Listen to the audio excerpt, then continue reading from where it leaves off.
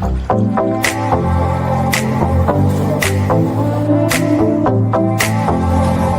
has been one hell of an experience.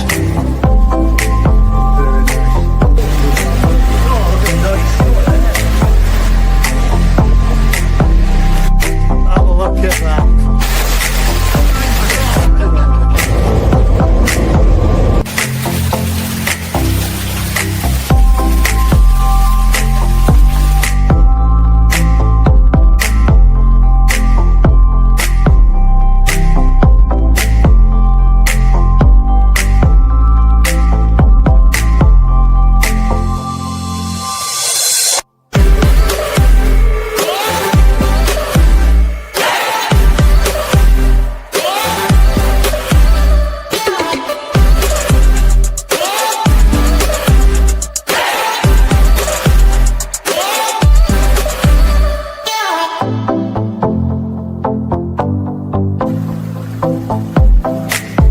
Changing the car.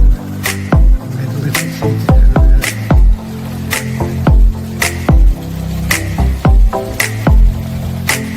Into the little bush. You can see inside.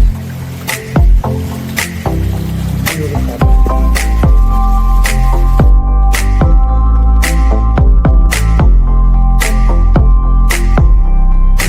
Yeah, guys, that's the first visit.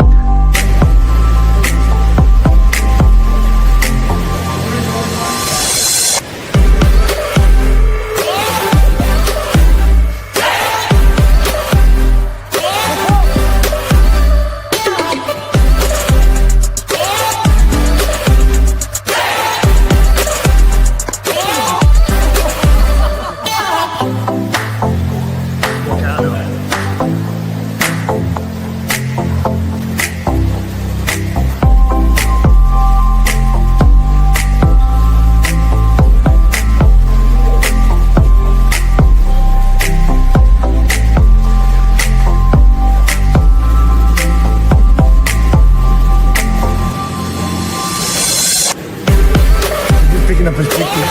I'm going to do just come up. Yeah, we're getting this ticket to go back to Tokyo for the night in the hotel.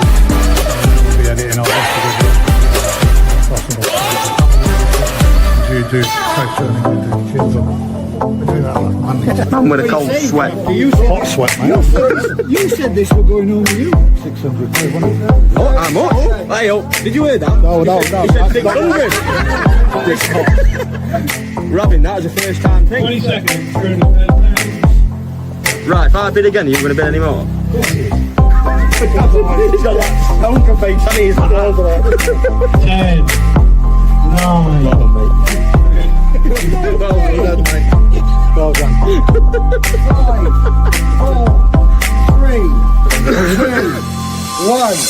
4, 3, 2, 1. But then, do you not get? If you get a swipe, do you not? Does it not start to build up down? I had to do it. You've eaten everything I've ever built on a slope, mate.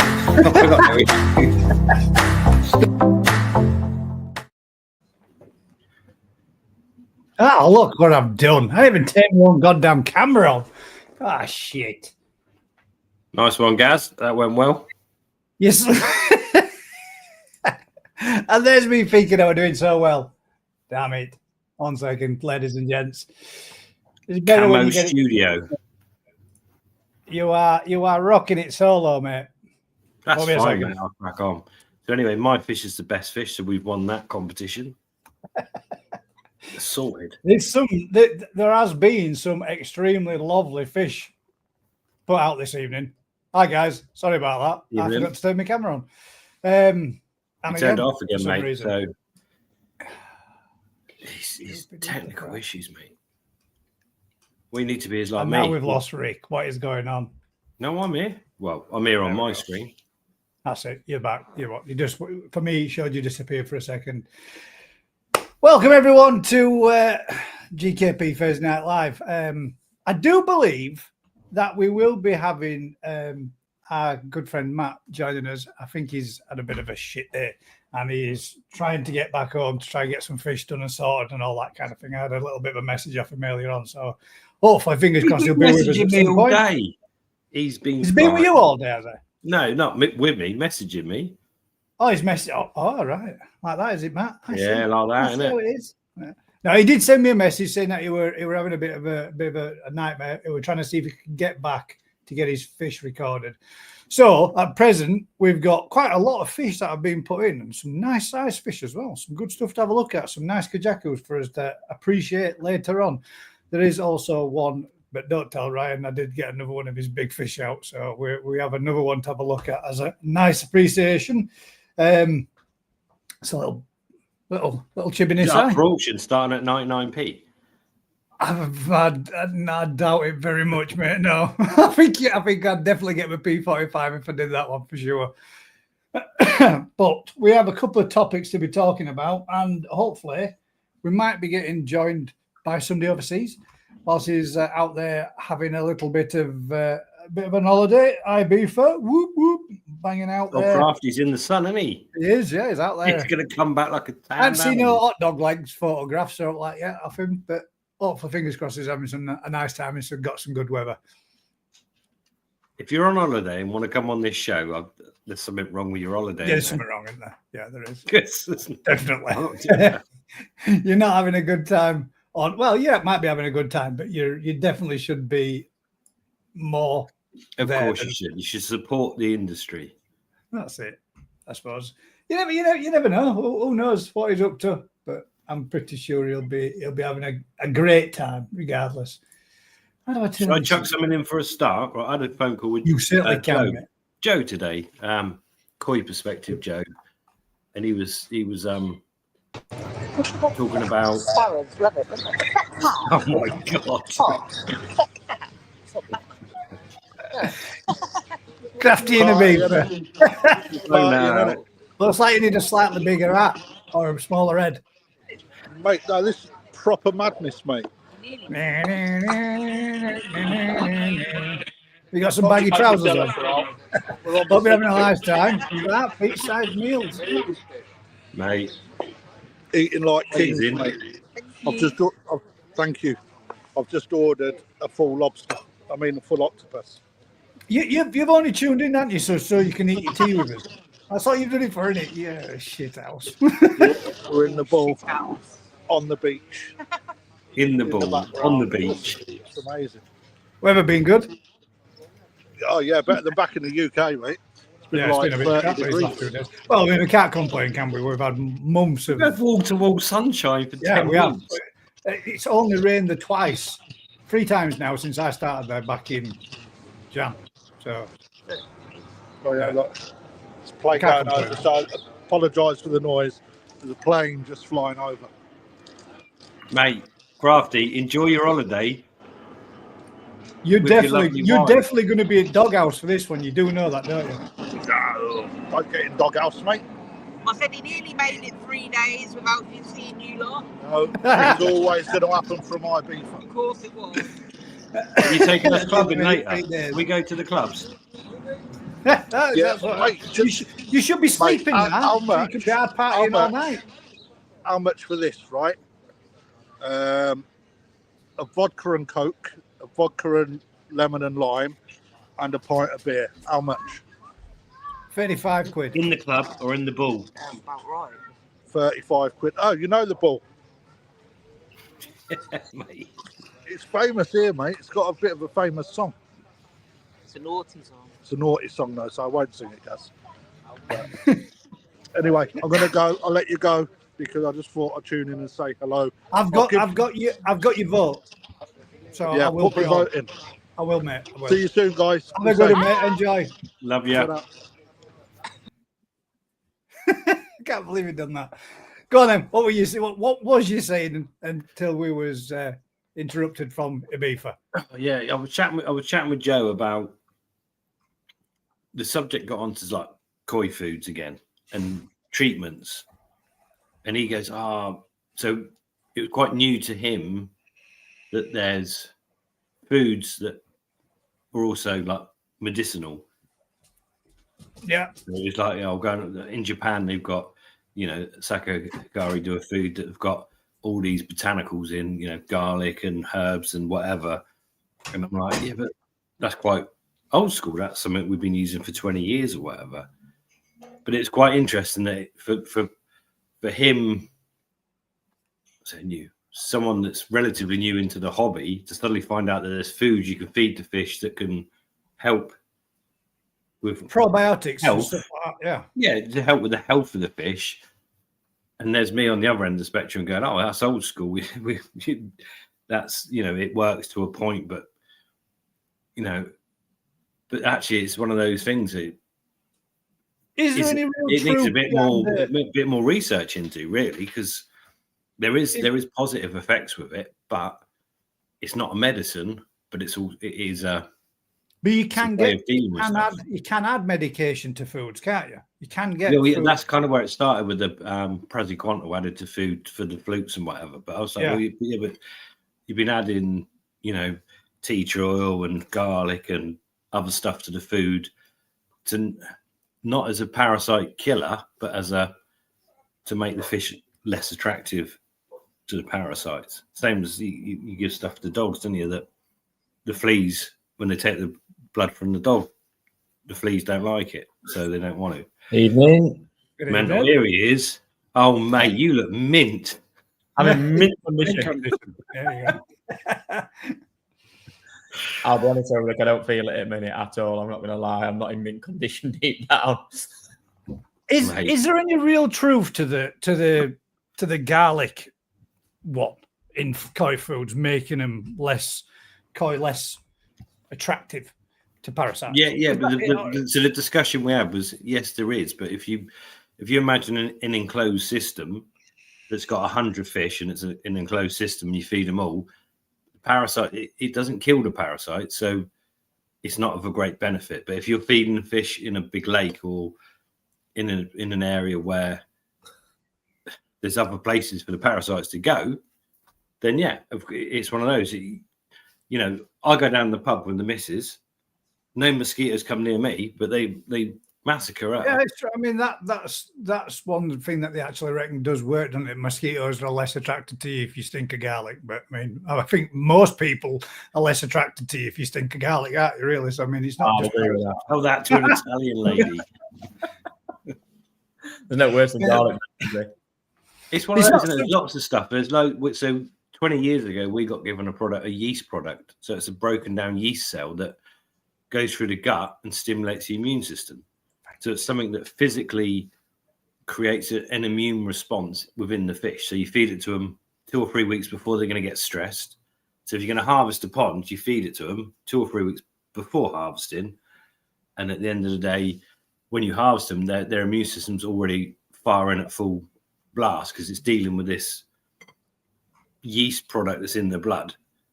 It's not doing them any harm, but it basically is creating a response. As soon as you move them, they're already on high alert. And it's how do you quantify if that's really working? You move koi about, sometimes they take it well, sometimes they don't. It's one of those, it's such a difficult thing to put, yes, I fed my fish garlic and they haven't had flukes this year. Maybe you haven't got flukes in your pond, or maybe it's difficult, isn't it? Yeah, it ain't going to kill them, though, is it? But it might deter them somewhat. Yeah, I think the whole point of it is it makes that fish in a better situation to deal with stuff. A fish in a good pond is much better to deal with any parasites than a fish in not such a good pond. So yeah, but you can go down the road the same with colour enhancers. So I had a conversation with someone about how do you know colour enhancers work? I'm like, well, I can't really prove it, but this pond's been on them and they look better, and this pond's not been on them and they don't look so good. But how do you physically put that into? That was Skegness, apparently. Crafty's there in Ibiza and you're in Skegness. No, I was meaning Crafty's in Skegness. Oh, Crafty, well, he is. Hopefully that says something good. It's that hat, though. I can't get over it. When he sent me a video the other day, I thought that hat's not doing nothing for him at all. He's not it looks like he's too big for it, doesn't it? I think he looked quite good with it. It made him look more intelligent. Maybe that's what he was going for. Oh, he's screwed then, isn't he? Yeah, at the end of the day, I think that all these different things you can add to the koi keep and the immune stimulants, colour enhancers, whatever, you can't quantify, you can't prove it, but if you try it and the fish are better for it, or the fish are happier for it, then you've got to go along with it, haven't you? That was the only thing when we ever tried moving over to EA growth food. Honestly, genuinely, that stuff. Every morning you open fish house door, it was like you'd just been sweating garlic in fish house. It was terrible. Yeah. Garlic, it was really quite strong. Results were great on it though. Didn't do anything good for filters, but the results were great. But it just stunk of garlic, really quite bad. But it's difficult to include garlic. So like the garlic powder. So the Munger mix I do, as soon as you include garlic powder, it's sticky. It makes everything. It's a nightmare. I don't know what it is about it. 20 odd ingredients I use, but the garlic is one that is a pain in the ass. Yeah, it's a dry powder, but it's an absolute. Yeah, it's not one really to add. It's not something I'm obvious. If parasites can't feed, they will die. There is a bit of truth. They will, but they'll always pick the weakest. They live on picking the weakest, don't they? And at the end of the day, if you've got 100 fish in a pond and you're feeding them garlic at 5% with your food, but there'll be a couple of fish that aren't up for it, aren't feeding as well. They'll be the ones that go down with whatever problem and become like your breeding ground. So it's not a cure, it's not a treatment, but it's not a negative. It's a positive thing, isn't it? It's just one of those. If you've got flukes in your pond, and this is a conversation with Joe. I said, if you're a koi keeper and you've got 50 fish in your pond or whatever, and you've got an issue, are you confident enough not to treat that issue, but to use a food that might help them whilst you watch your fish slowly go downhill? No, of course you're not. You're going to be like, shit, I'm going to use a chemical now and deal with it. But that's even garlic powder and an high content is not going to reduce the fact that you're going to get parasitical problems. It's never. It's just it's one of those. It's a positive additive, but it is not. Yeah. Is that topical koi treatment, Gaz? That my dad picked his juice up the other day and he went, "What's this?" Just put it on any wound, it'll cure it. I put it on shelf. I put it in shelf in storeroom. And I just stuck it there, and his dad looked at it and he went, "What the hell is that? New product, juicy meat." Is that? I thought it was topical koi treatment, and get them all hooked on nicotine. I'll sort them. But it's the same as like old school. It goes round in circles, doesn't it? So these things have been used for donkey's years. Yeah. You know, the better the food they get, the better the environment. All these things just make better fish. But I'll tell you one thing being used, especially in the south, when I went in April, which brought me back to like real old school days, and it's still used like now, not as commonly, but paste food. Still using a lot of that, feeding tozai indoors. An awful lot. With like the malleable balls, the paste that they can pull a lump off, and yeah. They were using a lot of that, which was really quite surprising. Yeah, but we can't get the food. I can't get the food I want. So I have to create it. Yeah. Oh, so it's difficult. I remember, was it Kasori used to do it? I think years ago, they used to sell it. Where you just add water to it, mix it up, and it was away you go. They used to use that. I think it might have been Kasori. I think it was possibly years ago. Can't remember it back in days at shop when my dad had shop. But there used to be a paste food then. You could just buy off at shelf. But obviously now to do it, it's I'm digging around in Japan to try and see where that comes from. But it makes such a mess, doesn't it? And the Gwen's asked garlic paste. You can, but you're not going to get fish to eat garlic paste. And if you add it to your food, it's one of those. It just washes off, won't it? Yeah, it doesn't kill parasite. The problem is garlic will not kill a fluke. No. It might make a fish that eats a lot of garlic less attractive, but the fluke's it's going to eat its dinner somewhere. Oh, we all wish it did kill flukes. It'd be the most cost efficient thing going. It would, wouldn't it?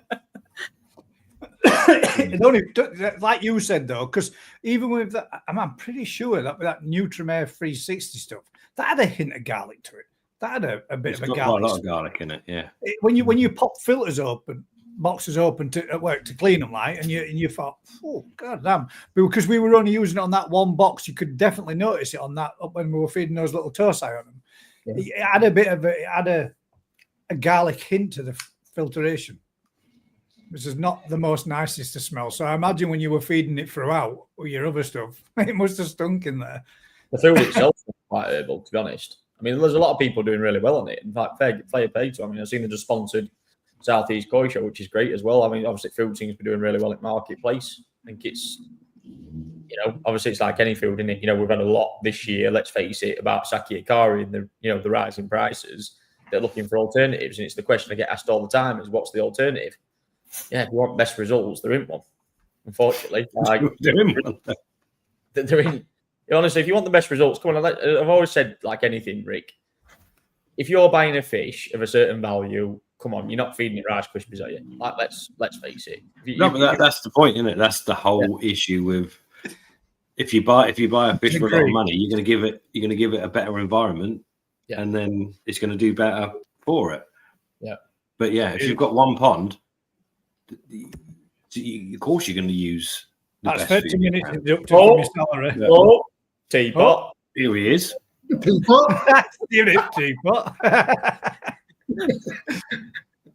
He's tucking his pants in. That's what he's doing. While we've got the topic of sake hikari being mentioned there, which sake hikari food is better for your koi if you aren't trying to grow them? It's got to be balance. But they will grow on it.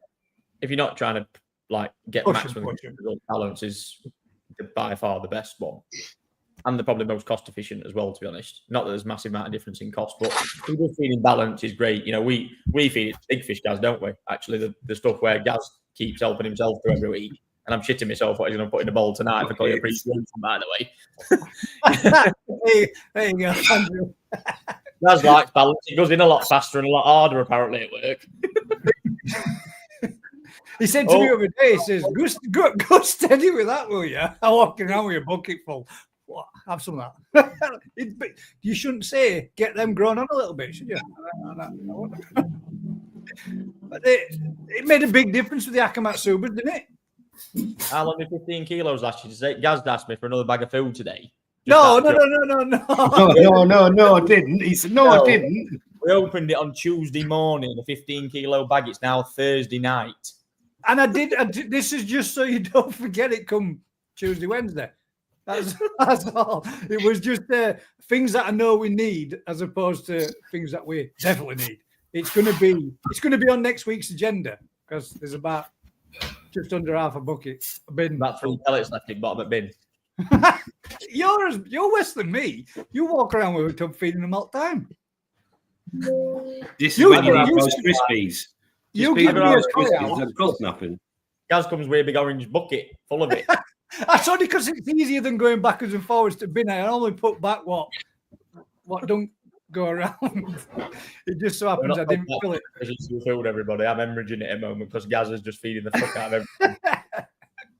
So this is our problem on the farm. So I worked out today when we're in full swing, we're using about 55 kilos a day.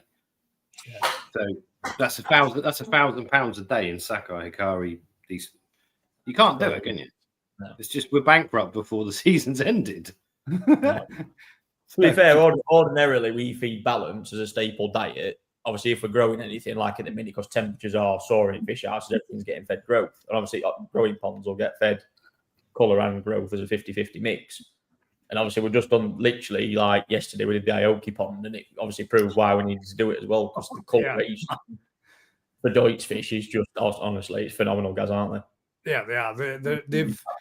You could see, because they first started on balance, didn't they, with colour? Yeah.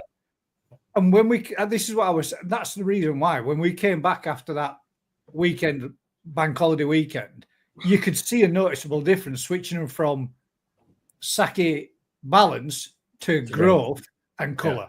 Yeah. You could literally see they didn't look like they'd bodied up, because they bodied up quite well, but they look like they were lacking a little bit in length. But then after those 4 days of being on that, they come back and you're thinking, my God, they look like they've grown again. Then they bodied up and then they've stretched out a bit. And we were saying that we were looking at them and thinking, they're not done as well as what we hoped, had we? And like you were like, I don't think they're all that big. And then we put them in a measuring ball. I was going out to Pam yesterday morning. I was like, I'm fucking not happy with this. But it's a deeper pond, isn't it? With it being slightly underground, they looked a bit smaller as they were down at depth at pond like. So when they came up, you could definitely see it were a big difference. And whoever that person is there that just said, Gaz is Ryan Gaz does that so that you won't miss the odd 10 kg. That's not true at all. He gave me a koi house when I started there, and he said, "Gaz, I want you to feed these 4 times." Gave you a koi house? Yeah. The The new koi house, and he says, "I want you to feed these 4 times a day." And within 3 days, the bin were gone. Like, are you sure you want me to keep feeding these 4 times a day? Because they go nuts in there, absolutely crazy. When you go in there with food, they don't even, you don't even have to hit the water. They just go mental. Yeah. You get soaking wet through feeding them in there. He moans every day. Funny enough, he works around water that he's piss wet through every day. That's 9 times out of 10. That's because you slatting water everywhere or chucking fish from one place to another, and I'm getting splashed all over the place. Hand grenade yesterday. You got Kev yesterday with emptying a bowl in his Jesus sandals and soaked his feet. You were well unhappy. If he turns up in sandals and socks, mate. They wear Crocs. They wear Crocs, like, but Kevin got socks on. You're not saying me the fact of he wears Crocs and white socks. I don't do that. That is not cool. No, you don't. You don't do that. No, I can't. I can't wear Crocs though. My feet are too narrow for them. They just fall off my feet. I break my neck, especially in that gravel. I don't know how you walk in it. That's bad. Anyway, good evening, Matt. Thank you very much for joining us this evening. 30 minutes deducted from your salary this week, but Right, isn't it? after the 15 minutes, so it goes to the half hour. How are you doing? I believe you've been having a little bit of a shitty day. Yeah, it's one of those Come weeks. on, it can't be as bad as what's happened in the past. So come on, spill. It's not a good story to it. It's pretty funny normally. It's not my side. It's just flukes in every single pond I visit. It's not me. It's you. It's not you. Yeah. No, just flukes everywhere. People struggling with flukes. Costia. Twickenham has been relatively low, but yeah, and it's just getting on top of them. They're a bastard, mate, aren't they? Wow, they've all gone mad. Yeah, I wish there was a cure. There is a cure. Well, yeah, but I get it. But then why are there so many people that are treating and not doing it? I know you want to say not doing it correctly, weren't you, Rick? No, I didn't say anything. No, you know what? My honest opinion is here. People are erratic when it comes to it at the moment. They don't know where to start, how to cycle it. And Gaz knows how we do it at work. And let's face it, Gaz, it's done and dealt with. Nails them square on. It does 3-4 days is gone. And it has cleared up. Fact. But do you think, certainly like with the polytunnel, I've noticed it here, that with the heat, quite easily and real quick. But on the average pond at low temperatures, it's not as efficient as what we are when we're like the polytunnel. Mine at the moment, I think on average, I'm running at 25 down there. It's easy. It's so simple. One treatment, go in there and check it. A day, 2 days later, and there's nothing left. I think if people are exposed to elements, they do find it harder. If your pond's completely exposed to elements, they do find it a lot harder to shift them, don't get me wrong. But I always go through the same thing. It's when people come to me and they're like, I can't shift. Luke's had it for 2 months. And I'm like, look at them and I think, ow. Like, you know, they're trying 3 different treatments, all this process. They look at it and it's all just, it's so messy. And that's what I find. So there's not a clear-cut plan from when they start. It's like we throw fluke treatment in. Hopefully it goes. And then when it don't go, what we do is we keep bombing it and bombing it and bombing it. And whenever we come up with these cycles of day 1, day 2, day 3, or day 1, day 3, day 5, all this different stuff they've been doing. And I think a lot of the time is like anything. They go in with a treatment that's probably not correct from the start. They keep using it. And I think a lot of fish now do get immune to the fact of they're getting so used to getting bombarded with it, waste of time. But the biggest, best and pre-treatment now, a lot of people have gone on to and get good results, is using PP first. If you're not going to use that at any decent strength, then again, like you're not just using it at packet dose. At the moment, it saves you a fortune. But the difference is, like the commercial place like us, where you've got a shed load of fish in a clean system, whatever, it kind of works. If you've got a pond where you've got plants, veggie filters, debris, whatever, you don't know the exact amount, that's where it becomes an issue, doesn't it? It's like I'll take any plan. We've had it this week, right? We've had a batch of fish. I moved last week. It's had about 5 different ponds all graded. They've gone into one pond, right? All of a sudden, we've gone to pond, right? There's a problem. Evidently, there's fish swimming around. You not happy, not looking great. So gas scrapes and right, they've got fluke. From that plan there now, it's been actioned into a way. The filters have been completely dropped and stripped. The sponges have been cleaned. It's had a water change. It had PP yesterday and a follow-up dose in that following afternoon. Then it comes from a water change, then fluke treatment. That's exactly how you start it before anything right now. If it hasn't cleared up by then you look at the next stage of again, but it's all about keeping that system clean and the water freshened up to make that active, that treatment become more active. Again, checking your pH, even on a fluke treatment, making sure your pH is above 4. To make sure that treatment is going to be the most active possible way it can be. Unless you're going to start just throwing money, you might as well stop throwing money down drain. If you're just going to keep chucking it in, hoping it's going to work, forget it.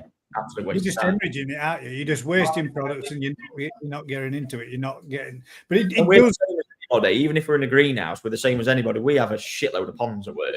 Fact, a lot of fish. We need a lot of treatments.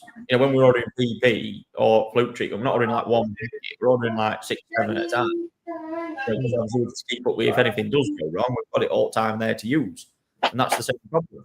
It's just you've got to, but it's how you take the course of that action and that treatment to make it work properly from the start. It's quite interesting in some of the ponds as well, where they have certainly the inside ponds. I've been to one this afternoon over in Portland. He's got an indoor pond. He hasn't bought any fish in that pond for 2 years. And I've gone over there today. He had a bout of it last year, flukes. We've gone over there today and he's got trichodina and flukes in the pond. And you think, well, where the bloody hell has that been sat for 2 years with no fish going into that new pond, 2 years, inside, so nothing can come into it? Where's it been sat? Why all of a sudden has the trichodina exploded on a pond that's sterile in a way? Yeah. It's funny, I had the same conversation with a guy recently that had a bacterial problem from a fish that he bought from an ordinary hobbyist last year. Bought the fish, introduced it, obviously like anything, not QT'd, not anything. It gone straight into main pond, bang, all of a sudden got a bacterial problem. Right, fine. But he only treat the fish that have got problems, as in ulcerations, physical wounds, anything like that. He then done that, right? That's fine. The problem had died down. Then he left the pond to go a complete natural winter. Yeah, so the fish had gone down to literally whatever ambient temperature was come winter, open to elements, could be 3-4 degrees, whatever. Sure enough, it started warming back up again this summer. Boom, it's all come back. Yeah, the same typical thing. And then, as I said to him, I've got this. I'm now dealing with this from what started now, but what happened back then? And I said the same thing again. It's like anything. Course and action plan of what you do when you have that problem. Like if you have a bacterial problem like that, is again how you treat the environment first. You've got to keep the environment clean. He was obviously doing his injections, but only giving them to the ones that have got the ulcerations. I said you need to be injecting everything. Yeah, you need to be doing everything, because that same thing what I told him now has come back to bite him on arse. And it's the same thing again. It's like with the fluke situation. How you start the course, your treatment plan, and how you treat the environment first before you put your fluke treatment in. The same biggest thing. Again, how you probably mix it up, how you distribute it. I don't really think, but a lot of people how they do it. The bubbling pea, but you don't, just give it raw like they do in Japan. Just literally, the PP's going in regardless if it's being bubbled up with an air stone beforehand, prehand. I just pour it straight in, go straight into, and I've never had no effect where things have gone downhill from that. ever. But you're in a different. Your turnover rate, aeration, fish movement in your like systems like us is monster, isn't it? It's the whole thing's alive, whereas a lot of people's ponds are pretty massive. It's totally different environment, isn't it? So you put the PP in, and there's so much organic matter in that filter and that bog area, and they don't work as well, and that's the difference, isn't it? Which is why I think a lot of people go wrong. And to be fair, they probably use them at probably half the dose a commercial person would use them at. So you've already got less dose and a lot more organic matter and a lot more areas of filtration. This is the same thing with fluke treatment. I think you find a lot of people are just sticking it in. You know, you probably get it, Matt, where people have done a load of treatments before they've got a chance for you to go around and actually say, right, this is how we deal with it. They're bombing it in, and this is why they're getting costlier, because they're chucking that many fluke treatments in, one after another. Let's send it in, you know, full dose, half dose, boom, boom, like they're flying it in. It might clear it fluke up, but then this is when it slowly creeps up on you. The fact of cost is just in background here, just having a little, you know, always in background, just sat there ready to spring up on it because they're just chucking that raving, isn't it? There's always a little raver in the background, isn't it? And when the dance floor's empty, the Costia goes in. Yeah. When the dance floor's empty, Rick's probably up there with a microphone. Just call me Costia. I'll be in there. That scary mask. Yeah, that's the truth. You open one door for another, don't you? That's the problem. Yeah. Very, very rarely have you got an issue with one issue. There's all sorts going on. Question from Susan there. Ryan, how can you get the fluke powder to fully dissolve? I've tried mixing it with vodka and it's separated again with pond water. So all your fish drink it off the tits, wasn't there? Every night last night, lads, what did you do? We got smashed. I went round back at Lily's. Yeah, don't drink that on a Friday night, Jesus. This is a problem, isn't it? Practically don't like dissolving, does it? So no, I don't know. To be honest with you, we just put it in a bucket, mix it up with pond water, and just mix it best as you can, and that's it. Put it in. So going back to your question, so we'll go reverse this again. I was chatting with Joe about it. I said we'll put it with the food. He's on about that. There's praziquantel you put with the food rather than trying to dissolve it in the water. Yeah, you put it onto the food, so the fish obviously eat it, and it goes through the bloodstream and goes the opposite way around. You're not attacking the parasite from outside, you're attacking it from inside. It's like you've seen everything though as well, isn't it? You know, people have put it in blenders, they're using whisk, they're using things like in the drills, and I'm just like, yeah, it's the same effect. You can do what you want. It's just that you always find when you put it in, you'll always see some sort of sediment from it that'll go in. Fluke doesn't seem to be as bad though, does it? That what I mean. I know when you're talking about like some powders, they really, you can see it literally floating on the surface of your pond, can't you? And you know it's not getting into your system because it's literally floating a blanket across top of your pond. You can see it all. But like the likes of the Fluke S, that doesn't, does it? That seems to mix up quite well. That seems a lot more finer powder as opposed to the particles that are in what's the other one called? The big box with the big green and black box. Lennox. Yeah, Lennox. The problem is praziquantel doesn't dissolve in water. So that's the issue. It doesn't want to dissolve in water, which is where if you can mix it with an alcohol to make it dissolve in water better, or you can mix it with an oil, put it onto food to make the fish eat it.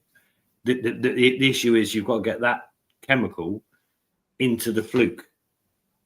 So whichever way you do that, whether it's from in the fish to the outside or the outside of the fish inside, but if you put it on your pond and it doesn't dissolve when you've got a drum and a skimmer, it ain't going to work very well, is it? Because you've removed it before it's even had contact time, and it takes quite a long time for the flukes to take enough of the praziquantel in to kill them.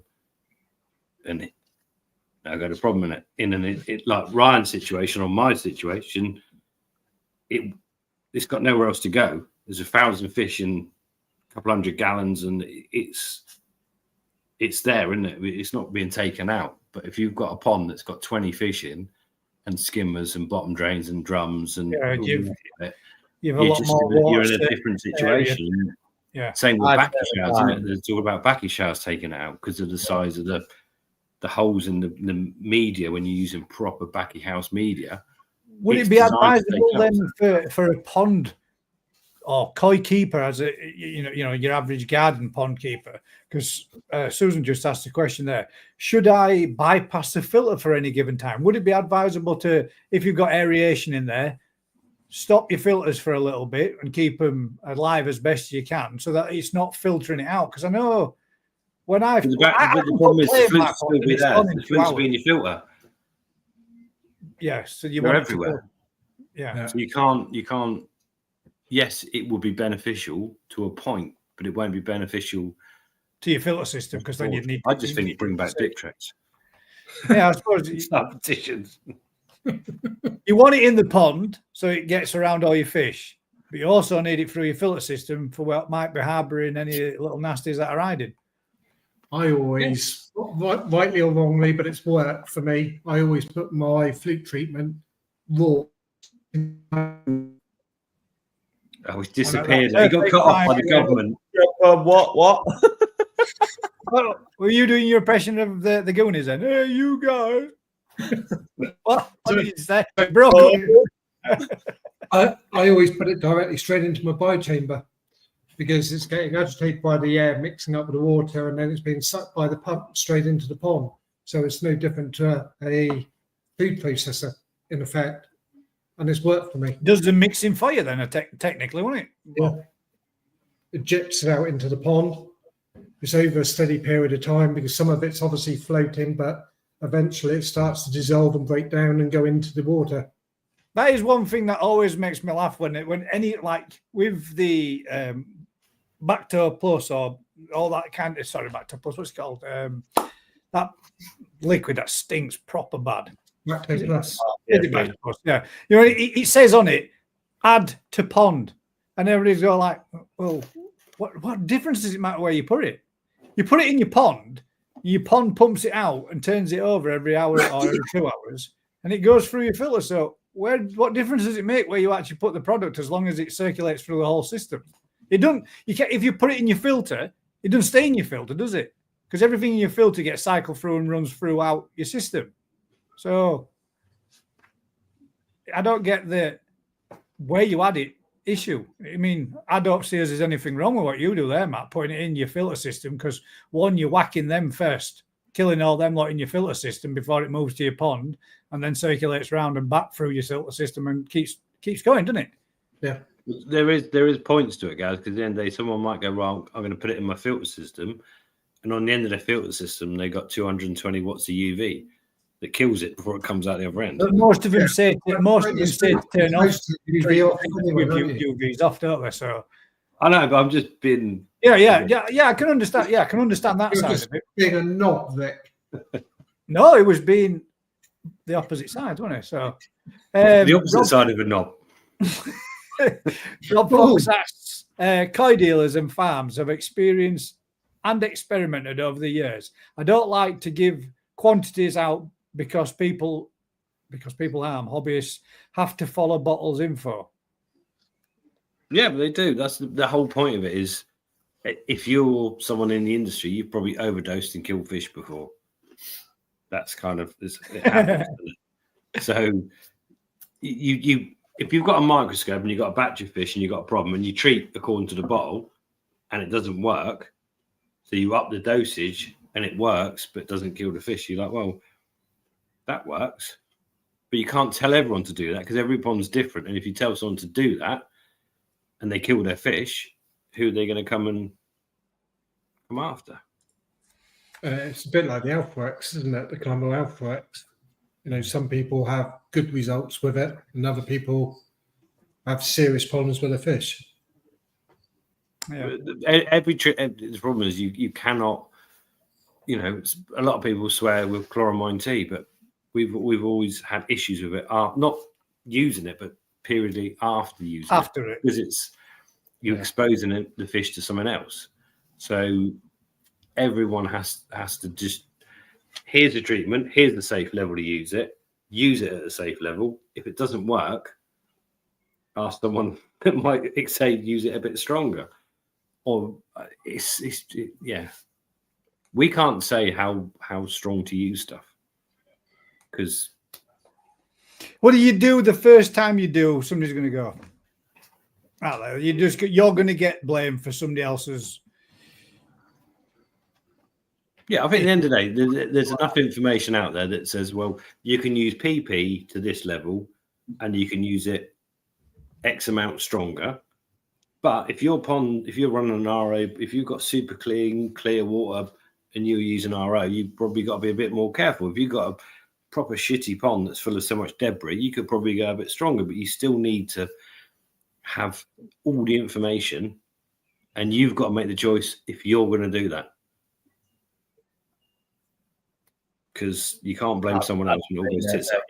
That's what I tried last year. Do or die. Do or die. Yeah. Well, that's the only way to try it, isn't it? It's the only way. Yeah. But when Myrtle, the one I fished about for 50 years, it's do or die. You can't. Right, Rick, I'm going to bring you into something now. I've got my pet on farm. Gaz killed it. This thing is like Esmeralda. It all week. They're trying to kill it in every way, shape, or form. Get lost. That's not true at all. He put it in the grow-on pond to grow with those absolutely mint fish. And we were pulling it. For appreciation next week, because I'm going to choose that we're doing short-bodied koi next week. And I'm going to show you my pet. And what happened? What happened with the extra growth that it gained?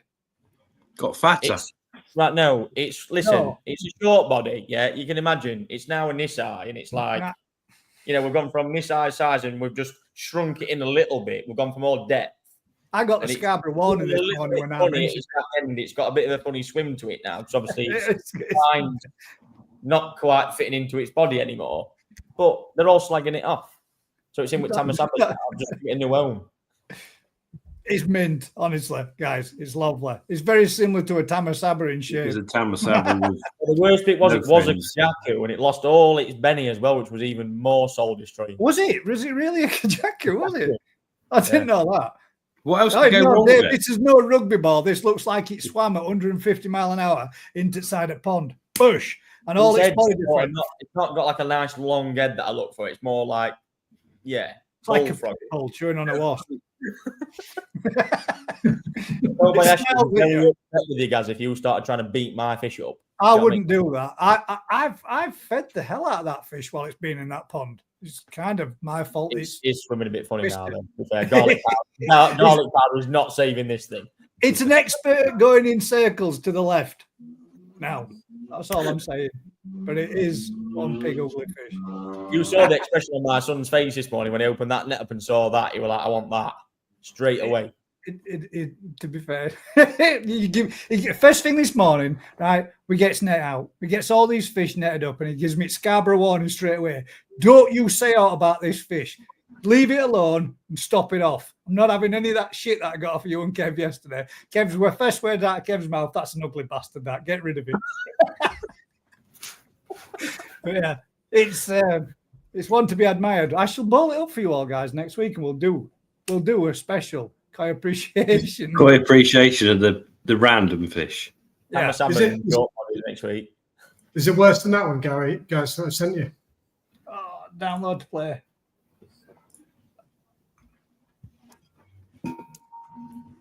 No, it's not as ugly as that. Oh man, that's mank. Hang about, you've got to see this one. This is what yours actually looks quite pretty now, Ryan. See, told you stop slagging it off. Look at the of that thing. Oh, what the hell is he's won? I tell you what, that's got a great body shape. That's got to be the world's shortest video. What the hell is that? When you see it swimming, it looks like a black mole. It's amazing fish. Oh, fucking hell. That's terrible. Yeah, now yours is not so bad now, is it? Yours is actually show quality in comparison. You need to try harder. Do you know what, though? It's not even a good game at Suba, is it? It's absolutely shockingly shit. But I just can't get rid of it because a breeder gave it to me. I just can't get rid of it. No, always ask well every year, like, how's it doing? I'm like, it's still just short, fat, and horrible. I reckon you should put it into big grown pond and see what it does. in there. You know, leave it to be grown on, and let's see what it gets like as a mishap. I do refuse. I do refuse at that to put it in there. I said to you the other day that's eating what 10 kg of sake Picari growth every year. Guys, even That's that's you shit, I'm not getting rid of it. I'm not, So- it's not in there. In a way, then, koi are very similar to dogs, aren't they? You know what they say about dogs like their owners? Well, if you're saying yours is short, Ryan, Short fat ugly. Ryan, man, it won't take you long to drive down there. Unbelievable. That were harsh. Yeah, that was very harsh, Matt. it was harsh. I can't wait to see you next week. Cricket Matt. You're taking that fish home with you next week, Matt. Exactly. Yeah. Don't be asking me how much it is to go with that black thing of yours. Not a chance now. No, thank you. Claude's asked us a question. Does a blade and a high-powered fountain add as much air in as a pond, as an air pond stone, smashing the surface? Or is an air bar best? Spray bar's best. Spray bar put in tons more. And in actual fact, Claude, if you have a chat with the guys at the shows, because they will be there again this year, they'll tell you the difference of how much more an air bar puts in compared to your average air stone or you know, air ring or whatever. But they do put in some. It's a lot finer bubbles as well, isn't it? That. But what's he saying? He's saying is so Yeah, a high-powered waterfall, a blade, an air stone, an air bar, an air curtain. What's better? Bubbles from the bottom, movement from the top. I don't know. Good question. When you see a spray bar close to surface area, activity at fish is way more, honestly, way more efficient. I think that using that and a water blade, let's face it, I always think it doesn't bring anything to the pond system. It's just aesthetically pleasing, isn't it? Let's face it. You want water to look nice where it comes out of. Yeah. Yeah, but a blade almost is too neat, isn't It it? gives that roll. It just kind of folds in. Yeah. Yeah. It's always the biggest thing when you're setting a pond up. You want it to look like a garden pond that looks pretty, fits into garden, looks nice, or do you want a pond that's actually going to grow fish and it's based around all like Lee's pond? All the configuration, everything's built around growing koi. That's what it's about. So but not for everyone. That's a lot of people. We get people don't want to grow their fish. They're like, I don't want them to get any bigger.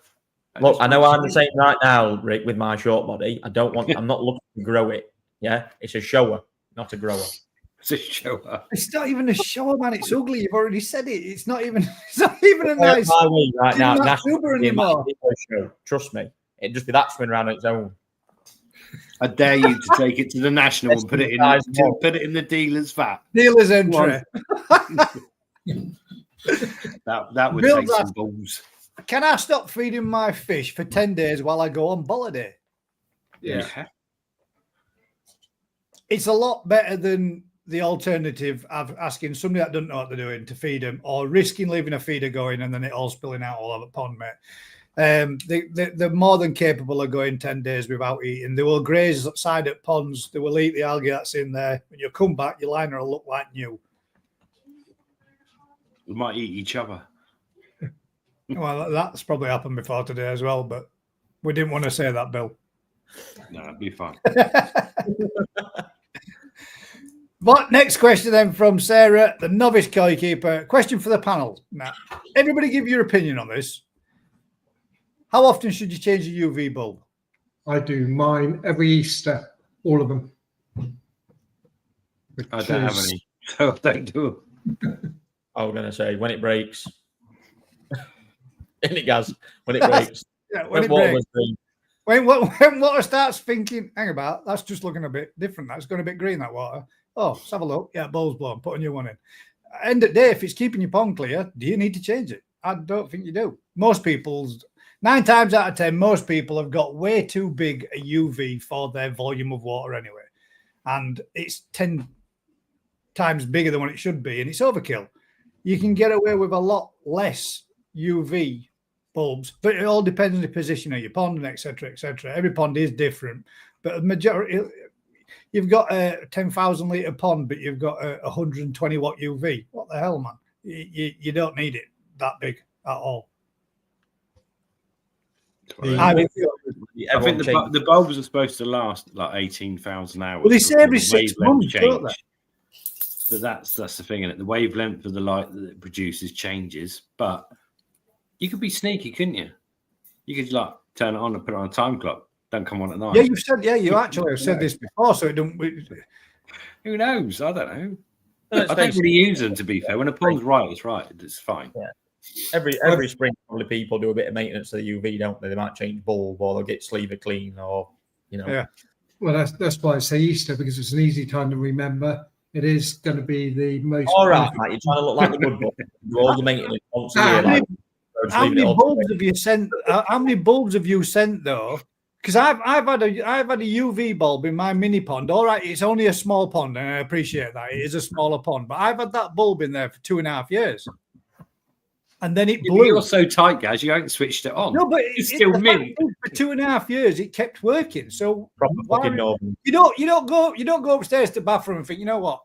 I'm just going to put a new bulb in there. It's 2-year-old. Still works. If it's still doing its job, why change it? Its job's different, isn't it? No. But I'm saying if your UV is still doing its job, why change it? I'll send you a free one next year, guys, at Easter, and you can change it. Actually, I should have about 45 by the time you've gone around them all. I'll never have to buy a UV bulb again. Well, funny enough, I got to have it. I've got to have a date on my UVs to say when I'm going to change the bulb. Oh, you've got a problem. Oh, that's fucking sad. Yeah. I know. I mean, Easter same time every year, mate. You don't need to write it down. I've got to show it. They actually, when they come, was it last Wednesday, they wanted to see my record of changing the bulbs and the record of when I'm going to change the bulb next time. Luckily, with the council. Why? Because a UV is required. No, it's not. No, but we're on the same council, so they've actually, unbelievably, they've actually got it. If you go on the Dorset County website and have a look at it, it says that the UV lamps must be changed yearly, and you must record the date of when that period is going to be and when you changed it. Luckily, I don't have to because the drums have got the timers on there to say when you change it, but that's what they wanted.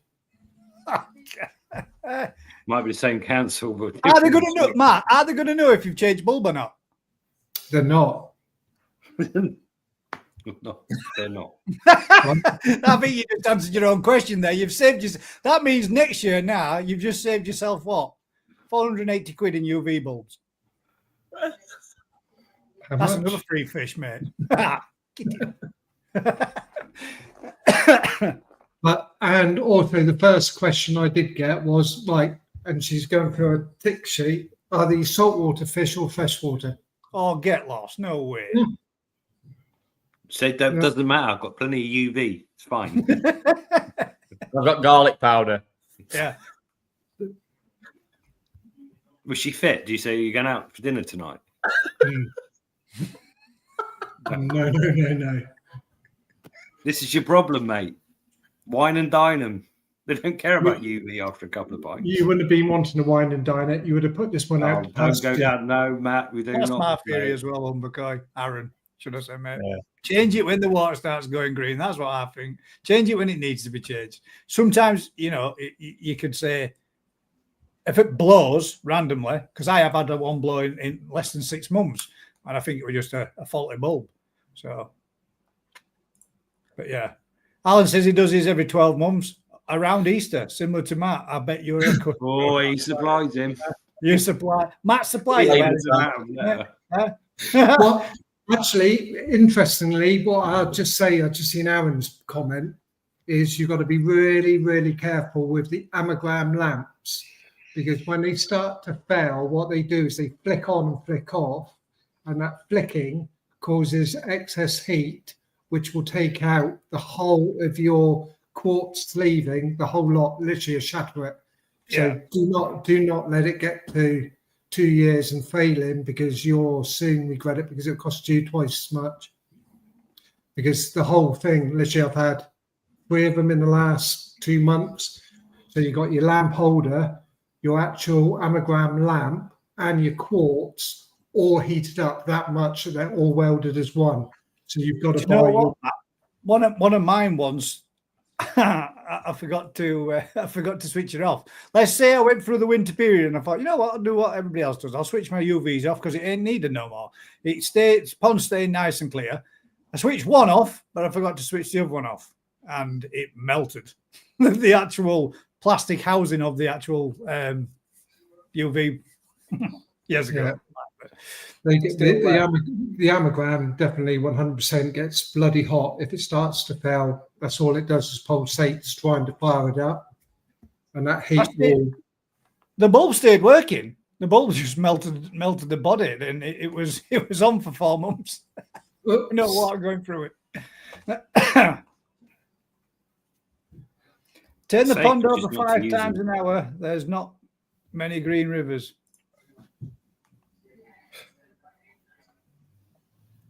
There you go. It's not many green rivers. There's a few brown ones. You ever been to London? There's definitely a big brown one. It's all anyway. All this is about to change, isn't it? In the very near future, UV bulbs, that the standard UV bulb that we actually have now at present and we are using, they're going to be obsolete. They're not making them anymore. So something else is going to have to go in its place. A different type of bulb or UV units will have to be adapted and changed to make them so that they work with the new one, because they are taking them out. And I think it's 2026 or 2025 at some point they will be stopped being produced. Just get a chili plant or two. What about the is it amalgam? Amalgam. Is that one of the ones that you were on about? Anagrams. Anagram. Amalgam. Those ones seem to last. Amalgam is sort of a why would they ban UV bulbs unless there's an issue with them? They're not. They're banning fluorescent lamps because of the mercury that's in the lamp. What he said. So if you get a lamp or a fluorescent lamp and you go like that when it's turned off, you'll hear the clicking noise. And it's the mercury going up and down, and the mercury is a bit causing environmental damage. Let's get some orders. Yeah. I've got a thermometer with no mercury anymore. It's called a digital one, Rick. Why did you drop it? pHs. All you got to do is dip your finger and you know if it's hot or cold, pH is high or low. If it's green or not, you can see it's fine. But yeah, I'm not being funny. You could just put a couple of plants in a tray, put some water for it. You ain't got green water no more. Didn't need UV in the first place. Or just turn the pond black. Or turn it black. Heat them up. You could do that. Just trying to find. If you want it warmer, you can. I found the downside of that. It got too hot. What does the panel? So this is a question for us all. What does the panel do regarding sleeping sickness in newly imported koi? Do they mix overstock? This is a serious question. Do they mix overstock to try expose new stock to CEV, or do they trust that it's already been done by the breeder stroke supplier? What does Rick do? Obviously, a different question for you. With his own bred koi, are they exposed to CEV before sale? Great question. Shall I go first? Yes. As it's not directed at me. We have a split decision. There was the own section for you, actually. Yeah, no, but what I'm saying is we have a so all of the fry we do, and all the young fish below like 5-6 months old, we mix with nothing. They are as sterile and as baby born, their immune system shit, and we sell them with the do not mix them with other stock, because you do, but not when you get them. Give them a few weeks. Don't mix them with other stock, and then be aware that obviously they've got to become immune to whatever other stock's carrying. So we can't expose our fry to it. Whatever. So at the end of the day, So we've got all the young stuff is sold as clean.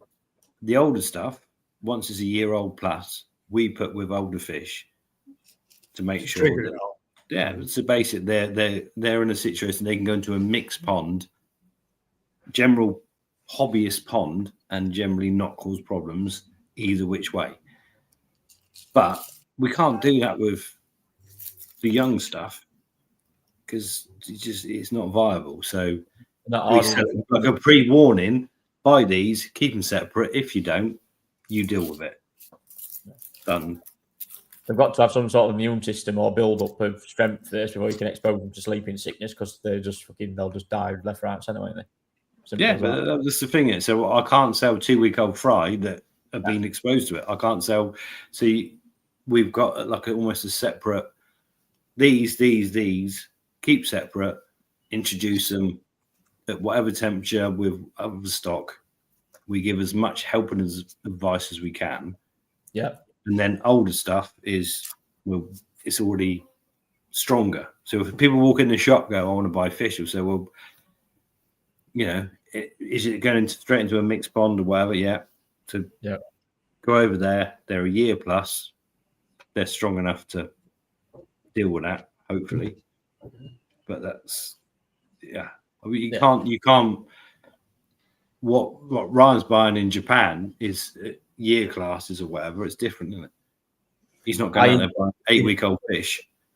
Even for Nisai, I always, funnily enough, there's 2 or 3 breeders out there, and I won't name who they are. The Nisai always go down with sleeping sickness every year, and it's really interesting actually, because I think why, like, even all that time, even as 50 to 55% Nisai, bearing in mind, every time they come in, they go down with sleeping sickness every time because they've not been exposed to it there, have they? No, on those farms. Well, you can never take them risks though. Nisai is different because you buy in 3 pieces from one farm, 5 pieces from another, whatever. So you have to kind of, as a natural environment, they have to be mixed anyway. Tozai, we never take chances. Everything's mixed at some point, given depending on, especially early doors, they mix quite early. We would mix them probably after about 5 days to a week. We always mix them. But you've seen it a lot. I'll be honest with you, we've been exposed to it a lot this year. Breeding becoming less and less and less, and fish are getting pumped out and eat month to month to month a lot faster. They seem to be skipping that part of it now. Everything's this year. Guys, we had 1 week, I think, it might have been the shipment that came in end of Feb, March. I think they was dropping like flies on the day. Yeah, you could see it, like you said, watch this. I think there's something not just right there. And then we walked back down, and then boof, they were literally just rolling, weren't they? And it's quick as well. I didn't think it'd be that fast. That's one thing that really, really surprised me, is just how quickly it comes on. But equally, it's amazing how quickly you can. How quickly it can go, as well. You get that temperature up, and you get that salt up, and they can look like to swimming around looking absolutely mint again. But that's the problem, isn't it? So years ago, we didn't know that. So when we had a problem with it, and you're at temperatures that are too low, you can add salt and whatever, and you go for months with the fish just slowly going through that whole process. And then suddenly you turn up to 25, 28 degrees. And this is the thing, what always scares me about people that are new on the block, back garden dealers. That's touching a point, isn't it? Oh no! Trust me, we're moving on to that. Just give me another minute. I'm warming up now. Here we go. We've had an hour. I was waiting for me. He cued himself there, ladies and gents. I think that's the problem though. When these export companies in Japan, they have no thing of the people with experience. Yeah, they have a pet shop license. They can open an account. They can ship fish in. And everyone thinks, they can bring fish in. It's fine. It's really not, though. Unless you've got, and Gaz knows this, one thing about, especially for me, standard is everything. Yeah, quality control is everything, right? I see the slightest little thing. My toys were at Pram the other day, and I'm thinking, but I think that's not because, though. That's not because of something. It's not a bad thing, mate. Standard has to be no better than up there. That's as simple as it comes. And that's what really frustrates me, because people don't do that quarantine inside. They think, oh yeah, it's easy. We'll just ship fish in. We put them in a bit of heat. We'll just chuck them in, and it's all great. The amount of people you hear, even experienced people, I know there's people watching tonight that have bought koi, probably over the last 8 weeks of certain people, and they've got, fish have gone into the pond and gone over with sleeping sickness. And you think, how? Why? Yeah. You're really not doing your job properly. That's what we're all here for as dealers, and the cost we absorb are to make sure that the fish go with heat, the right medication, the right protocols and stuff. That worries me if you're not doing that as a dealer. Really does. So, Brian, as a hobbyist, then, would you be concerned, or the concern would be elevated if you went into a dealer and they had one tank with one breeder's koi in it? So, No, I wouldn't be concerned about that, because I would like to see. Because again, for me, it's different. Yeah, when the people go to Kevs, that fish, all them fish have been looked after, conditioned. They've been through the whole QT process. They've been exposed to heat. They've been through the whole QT cycle. They've been moved outside. The temperatures have been lowered. Everything. Yeah. So that's for them to walk around there. That's nothing abnormal. At my place, what you'd see is a batch of fish, but you would see some sort of, naive fish that is effectively stuff that I've grown on from like last year. That's lost all its colour. That's basically no good to man the beast, but they're used for a purpose. It's got a term, though. It's got a term. What's the term? I don't question your side of it at all. Like, if you went into a backyard dealer and they had one group of fish from one particular breeder, would you be asking the question, what have you actually done in reference to quarantine period? And it's not a standard thing that I'd ask for, but this is the same thing though. Again, there's a lot of people that are so naive to it all. Again, the whole of everything, they just get 3 or 4 boxes of fish, to chuck them all into one tank. So effectively, yes, you are exposing them to the elements to go through the process, because one batch of fish is going to get exposed to another, and if they have gone down with it or whatever, and it's going to cause, at some point, mixing them, you'll see fish, probably go down with sleeping sickness or, parasitic, normal standard stuff that you go through QT at the end of the day. But I think just the way the process, we try and isolate physically everything. If I can't, for whatever point, but when I'm buying fish, I'll look at the physical numbers, I'll look at the quantity, I look to make sure that batch of fish can stay in that environment on its own. That's generally what I do. But they'll always be mixed with something that's, a naive fish or, of some sort. Like this year, we use a massive, huge batch of like leftover fractions from last year, because it was like, they're easy identifiable, they're in there, they're as hard as nails, the smallness size, but use them. That's what we use them for. So we always have like a kamikaze squad floating around at some point, given on site, because we need them. That's what that's what they're there for. But it works though, mate, doesn't it? When you get your batch in, you think, right, we want to check these. You can pop those fish in, and within minutes, you can see effects of what's happening or nothing. But though, this is the biggest thing. It's a double-edged sword, though, and it's the end of what you're doing is putting in a batch of fish have got nothing seriously wrong, but they've been exposed to sleeping sickness. So they go in, they will expose the fish that have never seen that, but they will also drop dead if there's something serious going on in there. So you're using them for 2 different things at the same time, which is perfect, isn't it? Because at the end of the day, they're going to expose those fish to a problem that they've got to deal with, but they will themselves be susceptible to a nasty problem if the other fish have got it. And that's that, like you said, good for any dealer when fish have shipped bad, in bad condition, i.e. they've not been conditioned right before packing, they've got ammonia burn, they've got anything, and then fish come in, right? And this is the most deadliest thing that I've seen of and heard of from other dealers. So they come in. So let's take a batch of tanchos. They come in. They are in pink. Yeah, they're absolutely ammonia burnt to shit. They don't look great. But they've got sleeping sickness, and they arrive in and they're going down with sleeping sickness really early. That's very difficult to combat, because you're also trying to deal with skin condition and getting over that ammonia burn and that problem. But then you've also got the fact of sleeping sickness, which comes in. And obviously then you're trying to raise salt to 0.6, which is then burning the skin even further. So it's the same, that is a real fine line in between that. Second thing I've also seen before is if fish start showing signs of sleeping sickness of them just going over, you look at maybe 1 or 2 fish and it's like, oh, they're just rocking a little bit. People seem to think that, yeah, we'll turn temperature up, we'll put them up to 0.6. Yeah, don't get wrong, next day they look fine. You have to make sure you send them fish over physically. You've got to throw the world at them. So you're saying that it's no good to, when they're on that edge, curing it too quick, basically. Is that?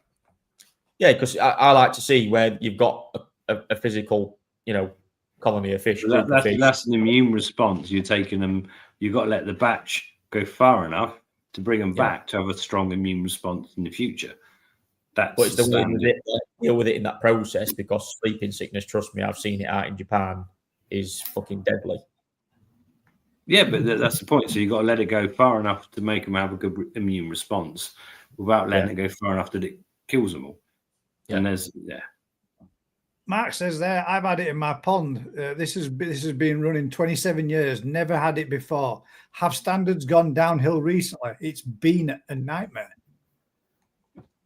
It's probably just a different strain, isn't it? The whole point is everything evolves. It's not just one type of sleeping cows. Then there's multiple strains, I would guess. I don't know. I'm asking a question. This is the new QEV strain. Well, this comes to my next question then. So, no, I've got to go for a week. No, not every week. What actually is sleeping sickness? Dave Steelman David says. Long story short, it's when the way you describe it, or what it is, or let's describe what it is. So, if you see a fish, I'll do the long bit. You do the short bit.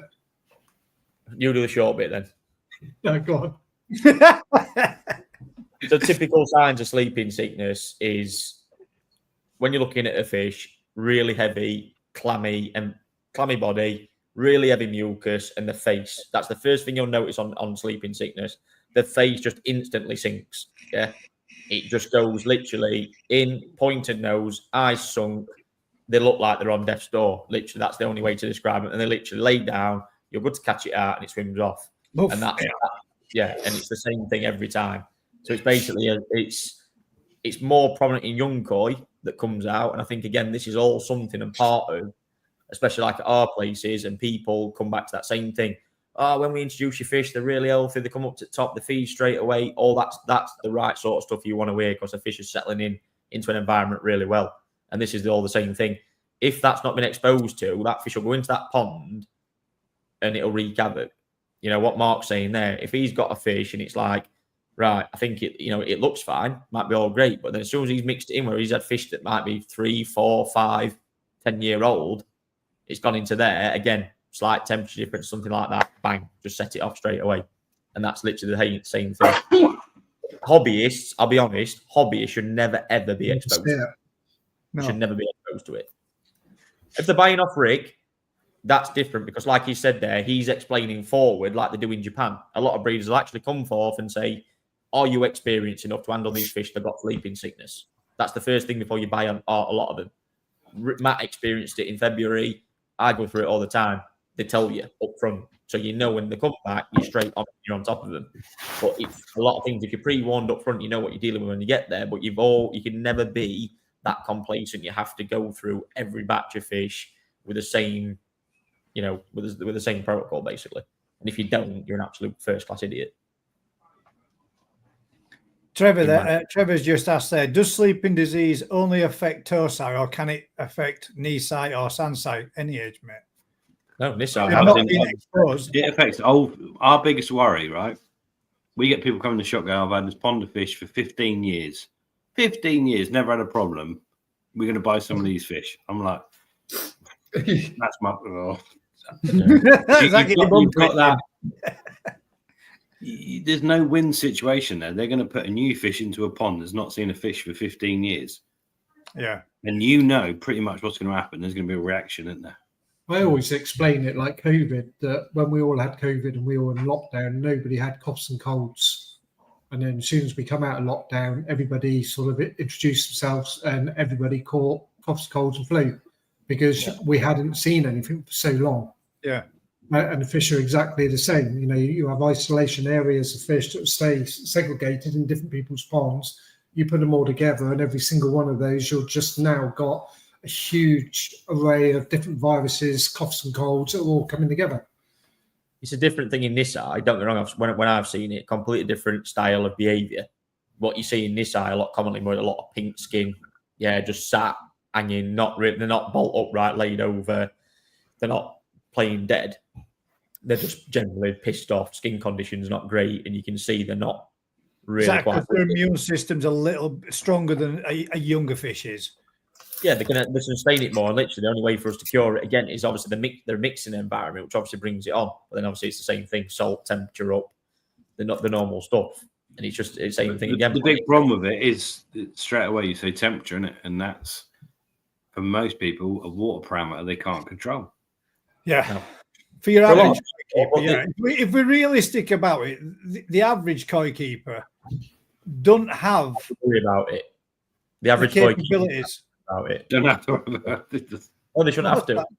They shouldn't have to, but they No, Is they have the to on the DPP dog. moving out? No? Why? Why do you say that? Why would you ask if I'm moving you've out? been kicked out, mate. If you saw the comment that my wife put in about we've only just had the keys for 2 weeks, my son's just bought a new house. She wasn't supposed to post it in there. So no, I'm not moving out. Mate. Yeah, I'm not digging another He's pot. gone, Can't mate. have that. He's got a new house. My son has moved. He's on the Obviously, big wages now, isn't he? He's got big money. Got a new mansion. I just blow my week's wage on a fucking windscreen because some prick threw a vape out in front of me on motorway yesterday and smashed my windscreen. Yeah. Beep. Yeah, that would have been a lot of bleeps. No, driving a Tesla and launching out his vape out window, prick. No, because I can imagine Run that. out of charge. Yeah. it was fully charged when he done it. Fuck off. Fuck off, prick. You bastard. Oh, dear. Thank you very much, Sky Monster. Appreciate it, mate. Yeah, he's just fitting kitchen this weekend, Ryan. Family's seen that I can fit kitchens, so I'm fitting a kitchen this week. That's not my fault. And then I'm fitting a kitchen in my house too. Kitchens in a. Yeah. That's not my fault. If anything, you've told him you've done that, so that's your fault. So I have done it before. I have done it before, but yeah, it's a while ago. Anyway, as we were. Yeah. What was there was another question from Georgina Towers, who was actually now then. Biotobacterial activator. Has anyone has any issues? If so, what pros and cons? Have you heard of that? No. Not the way you said it, no. I'm not the best, but let's post it. Post it in there. That. No. Have you heard of it? No. We could all just say no and then crack on with that koi appreciation. There we go. Simple. Pros and cons, absolutely none. No, not heard of it. I hadn't heard of it, to be fair. anyway, you can't stop me now. I was on my roll anyway, Rick. Anyway, yeah. Oh, shit, what were you talking about? He's got his soapbox now. Here we go. The back garden dealers. I'll take you up. Backyard dealers. What's the definition of a backyard dealer? Someone that deals out their backyard, Matt. I haven't got a yard, so shut up. Well, are we starting this one off, guys, actually? Is it like, do we put a question out there to people to answer it for us so we can prolong it, or do we just fire into it? I'm trying to work Just out. fire into it. Fire into it. Bye. It's always best just to go from the. No, so I'm trying to get the bit that with the famous phrase that was ringing around. I've got to try and get it right before I go and put my foot in it for a fucking. Do you want a minute then? Should we watch? No. Look at some fish and you think about it. No, I don't want to. No, I need to get this off my chest because it's been fucking bugging me all day and yesterday. What's upset you, mate? What? I'm feeling a bit concerned. Well, right. I like to consider myself, like I told guys, I keep myself to myself. I work in my fish house in Retford, but then these things, always at some point, someone messages you about a little birdie said so and so. Fucking great. Now, I've heard on grapevine, so I'm just saying this politely, yeah? I've heard on grapevine there's a huge difference engulfing class between back garden dealers and shops about the quality of koi that they can provide. Rick, would you like to start us off? Well, I think at the end of the day, I've got any a dealer lot can of supply time for this whatever, topic, mate. I tell you, it's fucking great. No, at the end of the day, if you don't know what you're buying, then you don't know who's supplying you what, do you? If you've got a pedigree that can supply fish that can win at shows, then you've got a pedigree. And if you've got someone saying this fish is amazing, but it ain't, then you haven't got a pedigree. It doesn't matter where you sell it from. It doesn't matter what you're doing. Is, though, Rick, so I'm a back garden dealer, admittedly. I am. Yeah. A lot of people in the koi industry also are, because 80 and 90% still now operate from back gardens, or the remaining 20% came from a back garden and have a shop. That, let's face it, there's a few big names out there that have had huge investment to get to that point. They've not done it off their own company finances. It's because someone's dropped a shitload of money in there to make it happen. But what difference does that give them to say that they have blended with high quality koi when a back garden dealer, like myself, like whoever's in a back garden, can't supply that same level of koi just because you work in your back garden? Or you're nothing to do with it, is it? What I'm saying is about better. Is what can you prove you sell good koi that have done well? I'll be honest. Yes, I think you probably can. I'm going to say now, I'm not blowing smoke up my own arse. I'm a back garden dealer. Yeah, I supply a shitload of high-end koi to a lot of people. Yeah, and I do a lot of good for the industry, and I do my job, I'd like to think, fucking right. So what gives me the right to be under somebody because they've got a fucking shiny shop that costs £750,000 that's loaned from another company? Yeah, and basically they've got people in there that ain't got a fucking clue what they're doing. What does that difference? Does that cut me from anybody else? Nothing, and again, I think the point you've missed is you're probably not included in the back garden dealer, are you? People are thinking of you as like someone else. The point is, if you produce fish or buy fish or supply fish that are that good, then there's not an argument, is there? No, but what I'm saying is there's a lot of people out there that work in the back gardens. Let's face it, I can even say this, Mike at Yumi Koi. Yeah, a lot of people stood him in high esteem in when he was in England. He worked out his back garden. Quinny Koi was established. Quinny Koi was established in the owner's back garden. Yeah, then they moved to another premises. Absolute Koi years ago started its back garden. Now, effectively, still is. Yeah, he works from his own. Yeah, a lot of people do. So what gives people the right that have been in the industry fucking 3 minutes to start banding around that, oh, yeah, quality koi only come from shops, not back garden dealers or whatever's been said? I find it absolutely fucking bare insulting. Like, honestly, it's insulting. And I don't care who I am. I could have a shop, I could have whatever I do. My job's treat the same if I have a shop or a back garden dealer. I work in my dad's back garden. Yeah, Kev works in his back garden. We've just been out to Japan. No offense. Last month, we won Grand Champion B at International Junior Koi Show. So I'd like to think that is a high quality koi that's been sold to a hobbyist that has been renowned for years within the industry. But I can't get branded with a supplying high quality koi because I work in the back garden. No, but I think you've missed the point of it. The fact that you're not branded as the back garden dealer. You're branded as one of the high-end dealers. Yeah, top shit. No, but that's I think the point is, it's the people that just literally have got 2 little vats in their back garden that can supply fish and go, oh, these are top quality. I think you've missed it. 2 ponds in your back garden, you can still supply. I'm not being funny.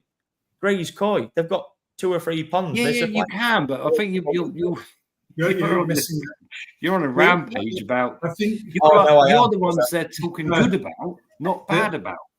I think. Well, I'm not saying it's me. I'm not saying that's me. What I'm saying is that is categorized in general. Yeah, it's not aimed at anybody directly. But what I'm saying is that has been categorized in general to people. No. Yeah, I think a backyard dealer could be getting fish from somebody just like you. Yeah, they could be importing from and doing a really good job, though. That's what I'm saying. They could be doing. They could be bringing them direct from all those backyard breeders. They could that are breeding those fish in Japan and bringing them over here. I think this is a koi industry world over, isn't it? You just an argument's brewed up out of kind of nothing. At the end of the day, you're at the minute you're one of the top end dealers, aren't you? No, There So was, it's not being aimed at you, yeah. is it? It's being aimed at the people that are selling shit coming off the boxes from wherever. Well, there's been a topic this week that's been posted in my group where a backyard dealer has been branded not doing what's necessary or what's required to go through quarantine procedures, and he's had to come out and publicly make a video because somebody's gone around saying that he's not doing what he's doing, and he is doing it, and he's got all the documentation, he's got all the VATs, he's got all the yes, all right. Right now, when his stock comes in and he puts them in his pond, they are quarantine procedures, and that's what they're used for. But when they're not used for quarantine procedures, they double up as sales VATs. But again, that's somebody that's working from his backyard that's been branded or given that kind of a title as it's a bad thing when a lot of good comes from a lot of people work from home. A lot of people work from their own backyards or whatever, a lot of industries. But it doesn't necessarily mean you are a bad supplier. Because but to me, though, in the koi world, if I was buying koi, I would look at two things if I was going anywhere and buying them. Yeah, if you're in a back garden, you could be at your home, you could be at a shop. The first thing you're looking at, obviously, one, the environment. Yeah, I don't care if there's fancy, shiny floors or what. You're looking at environments, fish health, generally across the board in every single pond. There's no dead fish, there's no bad water quality, all the same stuff.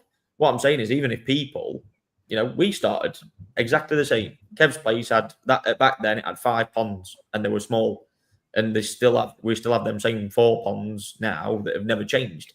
And I'm not being funny, but the standard of what we did raised us to where we was today. So effectively, what we was doing was buying quarantine koi, putting them in really tiny ponds, but still doing a really good standard of what we did to make us what we are. We would have never got to the place we are now without doing the job that we did back then. Never. So back then, how many years ago was that all started? Exclusively koi now, this year will be what? 8 years old in November. So back 8 years ago, how many fish did you have in your ponds or tanks that were £1,000 plus or potential for a grand champion? Probably back then. Well, the first year we got me and Kev first did it. By that following October, we'd been to Japan and started buying fish that was like, 2.5, 3 grand.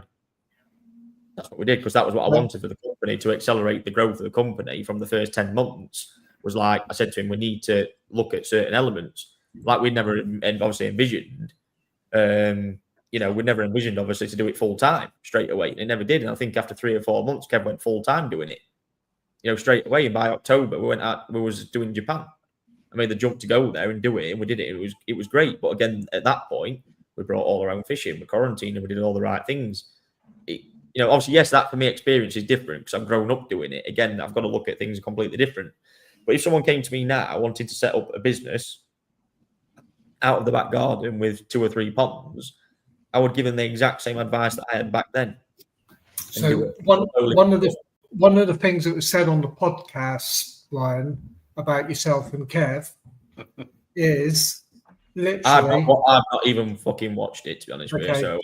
So literally, Kevin Ryan's place is a koi keeper's dream. Oh, fucking hell, Ryan. You've blown your own shit now. Technically, that's incorrect. There's too many people that'll say they'll make claims and stuff. I'm not interested about being at the top. I'm not interested about being. I just do my job and I want to do it well for people, for everybody included, for any dealers associated with myself, for any hobbyist, for anybody.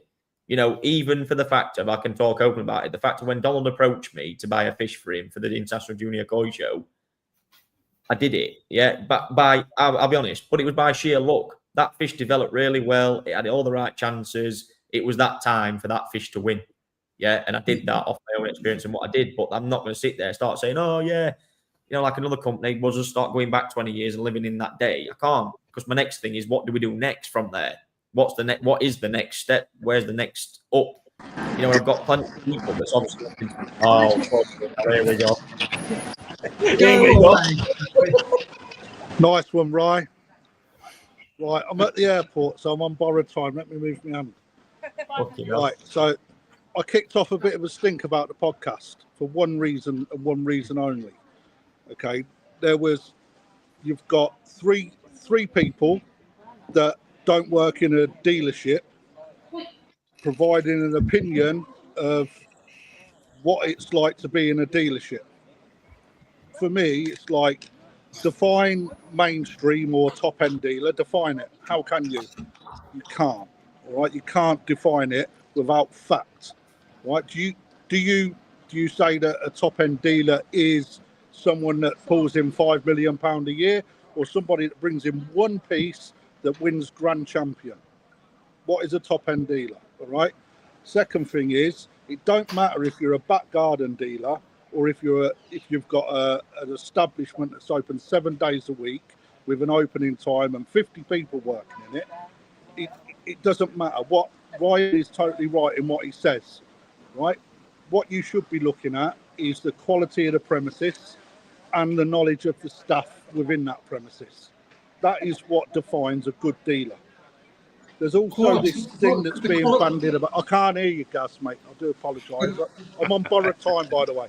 There's also another thing being bandied about that the back garden dealer is the only dealer.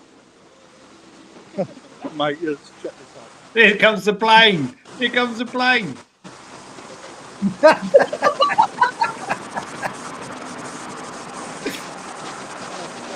Couldn't make it up. Quality, mate. Right.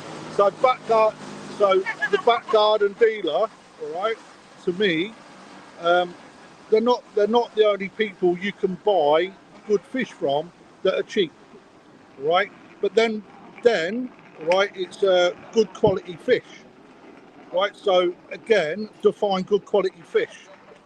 For me, it's you need to look at the whole package. Anybody with a pet shop license can import fish and sell them. Does it mean they're quality? Not necessarily. All right, it really doesn't. The people that go to Japan to hand select, depending on their knowledge, who they go with, who their agent is, what breeders they go to. All right, again, there's so much taken. Right, so when I hear all this gibberish going on online, all right, people throw this shit at me saying you used to be in that boat once. Well, I'm not anymore. I'm in the dealership now.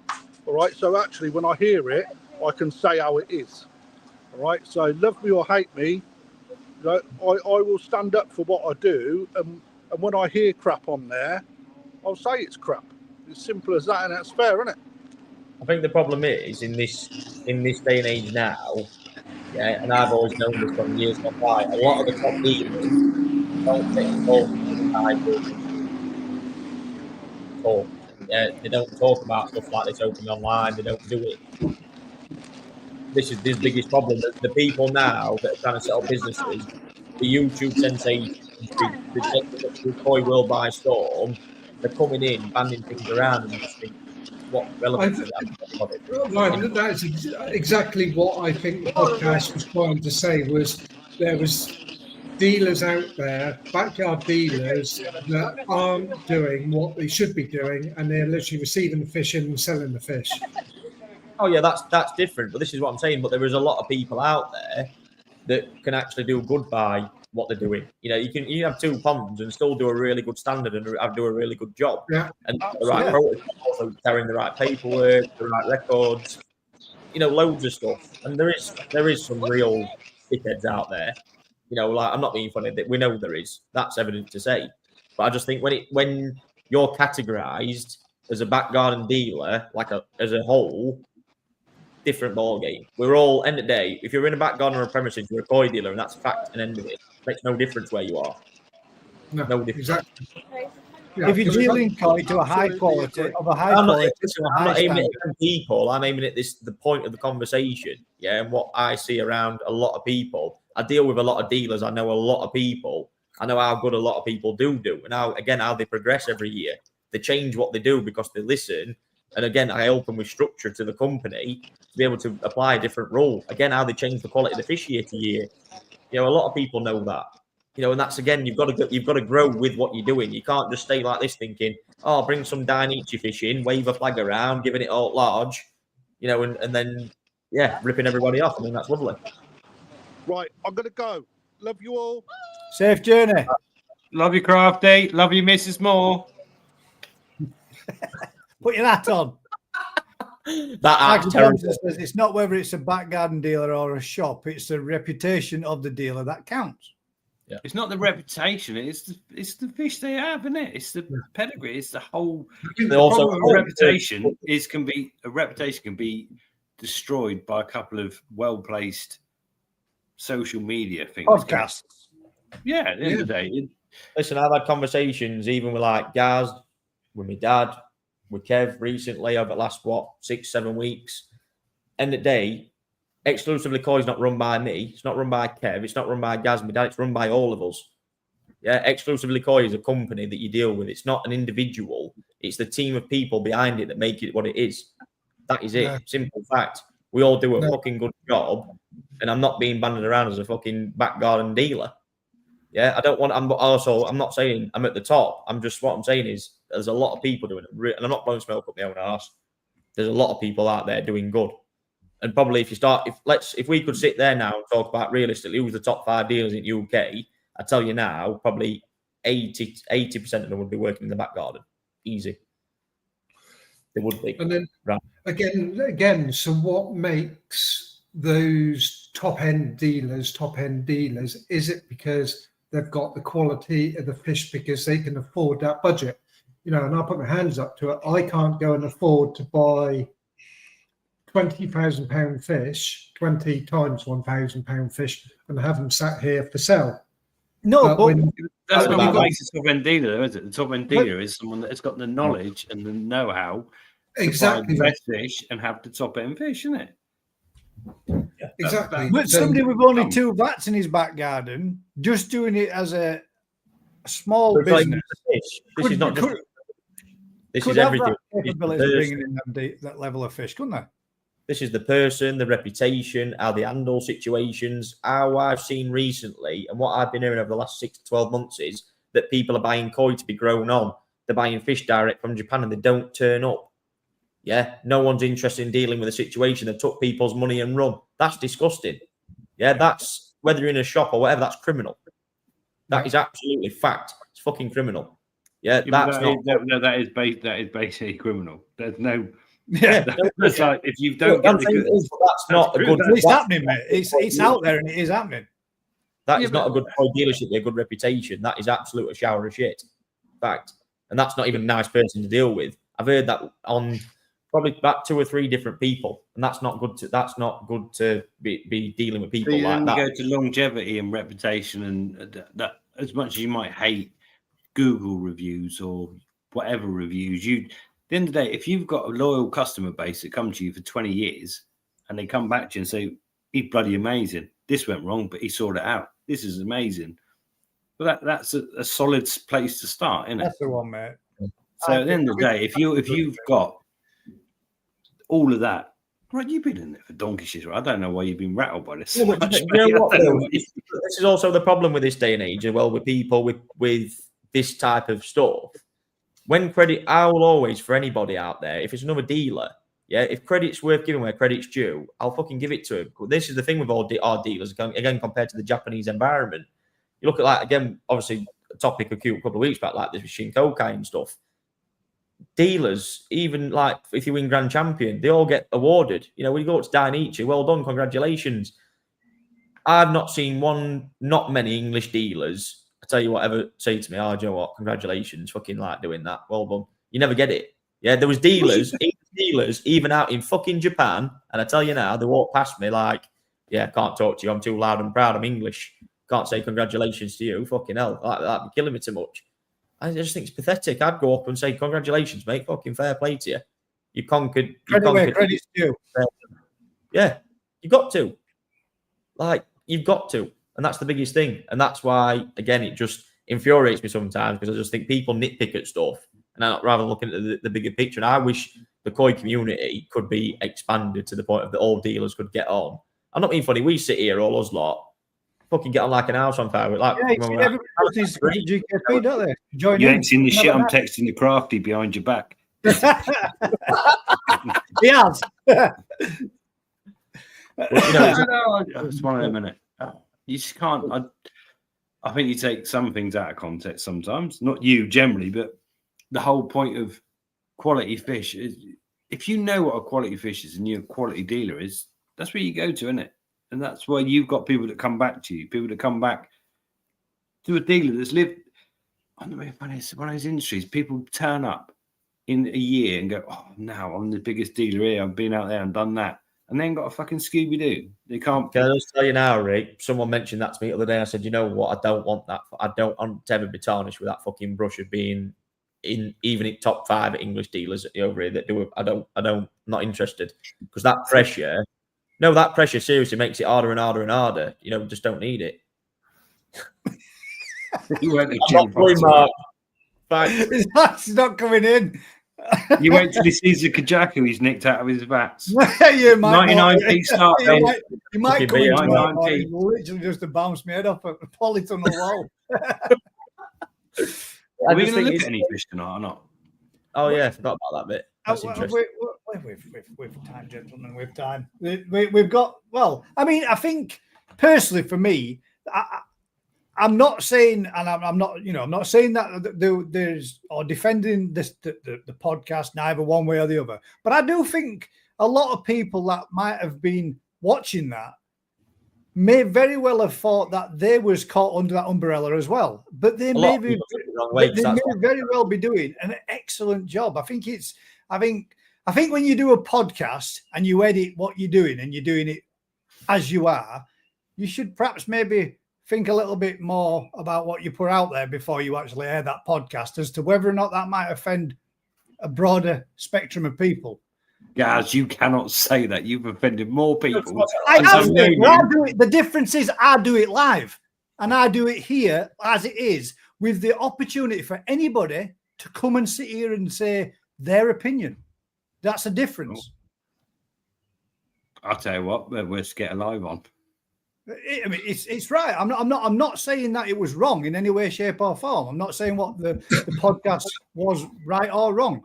I just think that there might be a lot of people out there that are doing a really good job and are only running from a few small vats. And the prime example is that gentleman that posted in the Facebook group literally yesterday evening, to having to defend himself because somebody was accusing him of being a backyard dealer and not carrying out the procedures that he does carry out. I think the problem with the podcast was different people have taken the meaning of a backyard dealer differently. That's my point. Matt. Whereas if you were going to do it and you were going to script it and you were going to edit it, maybe it might have had a slightly better make it more crazy than it's transgendered in. Come on.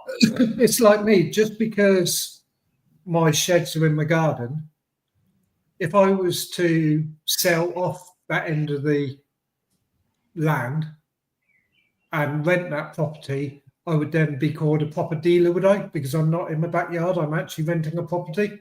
No, that's what I mean. That's how you could be categorized in it as well, couldn't you, mate? That's what I mean. Exactly. And I listened to it multiple times and chuckled on all the occasions I listened to it.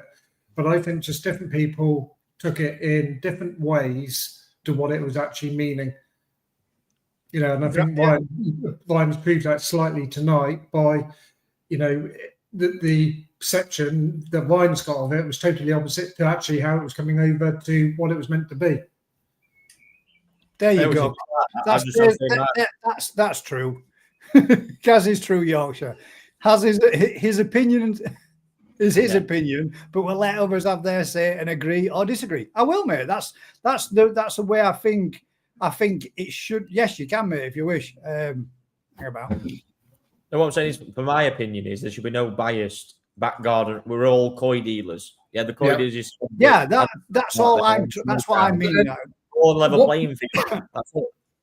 Like what Crafty said just a minute ago, and I know he didn't mean it that way, but he said that when you go into a shop, dealer, whatever, look at the quality of the premises. Yeah, that's the way to do it, isn't it? No, but the quality of the premises means fuck all. Ricky's selling fish from a building that's missing half a roof, Phoenix 2. It doesn't But mean then it's what we all fishing. needed, though. Yeah, but he's not selling them directly out there. That's not his trade outlet point, is it? No, but they're That was coming out a of false statement you just made. Well, Yeah, I'll stick up for you, Rick. it doesn't matter. No, but I know what you mean. It all doesn't right, matter yes. the quality of the premises. It matters to the the quality environment. of the stock The and the quality of environment the that outlet. fish are being kept in. And look No, at the it fish could- what they're also selling. Like I do a lot on my own personal social media where I advertise sold koi that are customers fish, and I think they warrant sharing them because they're on a different level. The fish are, they're heavy 4-figure, 5-figure fish, and I'm proud to be, end of the day selling them fish. That's what gets me going. Oh yeah. Sorry, I am Really absolutely full of nursery cold. So if I sound like I'm dying, I am. My little lad basically brings me something back every week, so I do apologise. How are you guys? Come on, Joe. Loud and We've been clear, talking Joe. about your podcast, mate. I think it's caused quite a Advertising. stir on it. Yeah, obviously, I messaged you, Ryan, about 2 weeks ago saying you were flying the flag for England. I truly believe that. All the honours that you've had in Japan. I messaged you on Facebook and, I said, you are really kind of leading the way, what with your relationships in Japan. I think how you present the business, the people you're working with, Donald Kerr for one. So what I don't want it to be misconstrued is about the backyard dealers. I think that 30-second clip on Facebook, which I didn't post it, but it's I've got somebody helping me with my social media recently. It's kind of misconstrued it that small dealers can't bring in or quality fish, or big dealers only have quality fish. I've heard both sides be annoyed, like both sides of the fence, big dealers and small dealers have both come to me and said, what the hell are you talking about? So perhaps it's just kind of like got a little bit misconstrued. But I think the main point we wanted to get across in that podcast is there's a lot of people buying from like the same agents, whether or not you have a retail premises or you don't. Like if you're at home and you don't have the costs of like a facility or staff or being open 7 days a week, and then you go to like a full koi dealer who's open 7 days a week, might have staff, might have to pay somebody to do a website, might have to pay somebody to do social media. Like, can smaller dealers like sell koi a little bit cheaper? That's what I was trying to be like devil's advocate with that podcast. I didn't want it to come across as though like. The problem is though, Joe, you're associated with a company at minutes making a lot of noise, about what they're doing, which is fine, But the problem is they're also saying the wrong things about the wrong people, because they've had an investment, they've built 2 fancy new shiny fish houses and spent a shitload of money on fish in Japan. You can't be doing what that's a lot of people can do that if you've got financial investors that are doing great things, that are throwing money at stuff.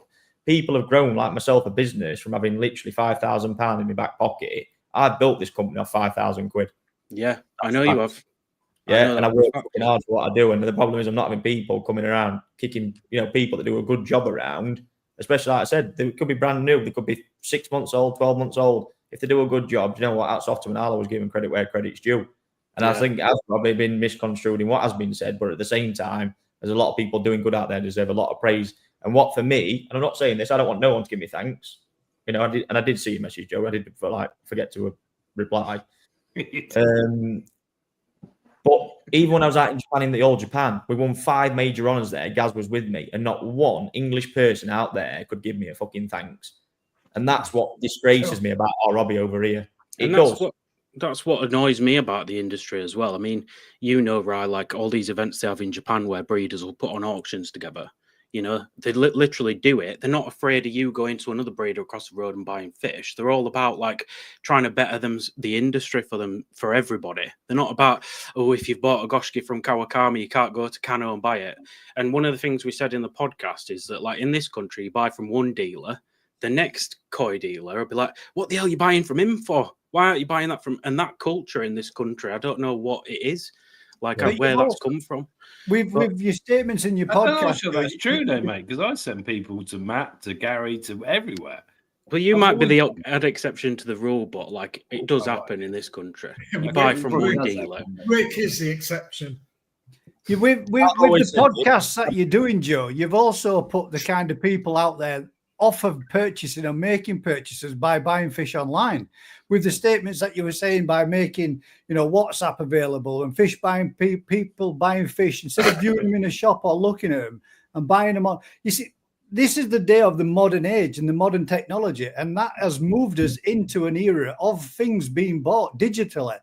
And That's already amazing. there's one person there that That's said that cool. podcast made me realize the mistake I've made buying fish online, and I will no longer buy online. That's ludicrous. Well, Gaz, on that though, if there was a WhatsApp auction tonight, and Ryan, and this is truthful, and Ryan, you can pay me later.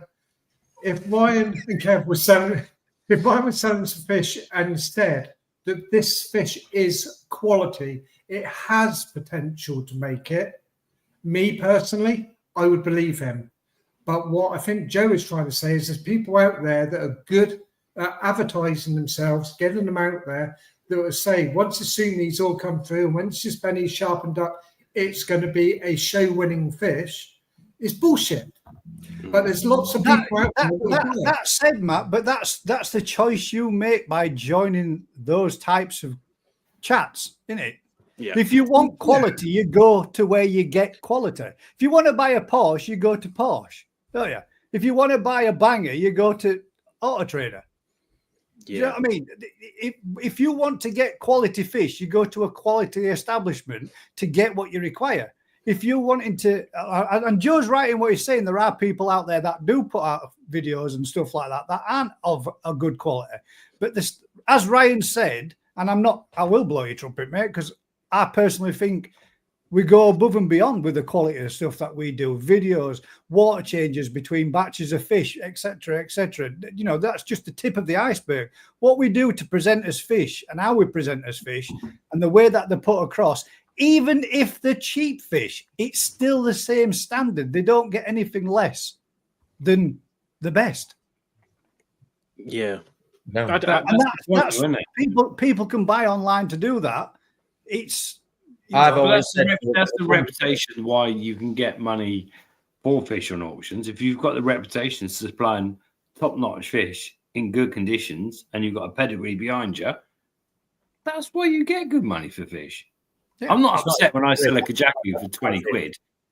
I'm talking about a website. I want the same person that's spending 50 quid to have the same online experience as buying a $2,000 fish if they want to, because they're looked at in the same way. Yeah, you can open a web page up, you see, boom, boom, like all these fish you've got for sale online. Yeah, they're all getting the same experience. They can get the same quality and the same representation of that, and that's what they need. Again, how the fish are prepared, how they're sent out, it's all the same from start to finish. No one should feel undervalued because they're spending 25 quid on a koi. That's disgraceful. You know, or like people shouldn't warrant dealing with me because, oh, Ryan only sells high-end koi. No, I don't. I sell fish at 15 quid, 20 quid. If you want to come and sit and pick and learn some, you know, chit-chat, whatever you want to do, come and see me. That's not a problem. You know, it's the same thing. You know, again, at koi shows, if you want to come and chew me ear off about a £25 fish, we're there all day. Come and do it.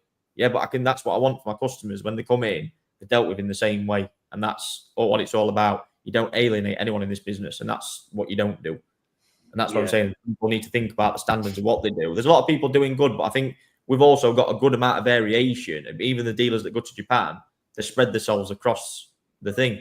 The problem we've got is the export companies in Japan that are just distributing shit into the country where people can buy it online. And that's 9 times out of 10 what people do. You know, there's a lot of people now that actually want to actively go to Japan.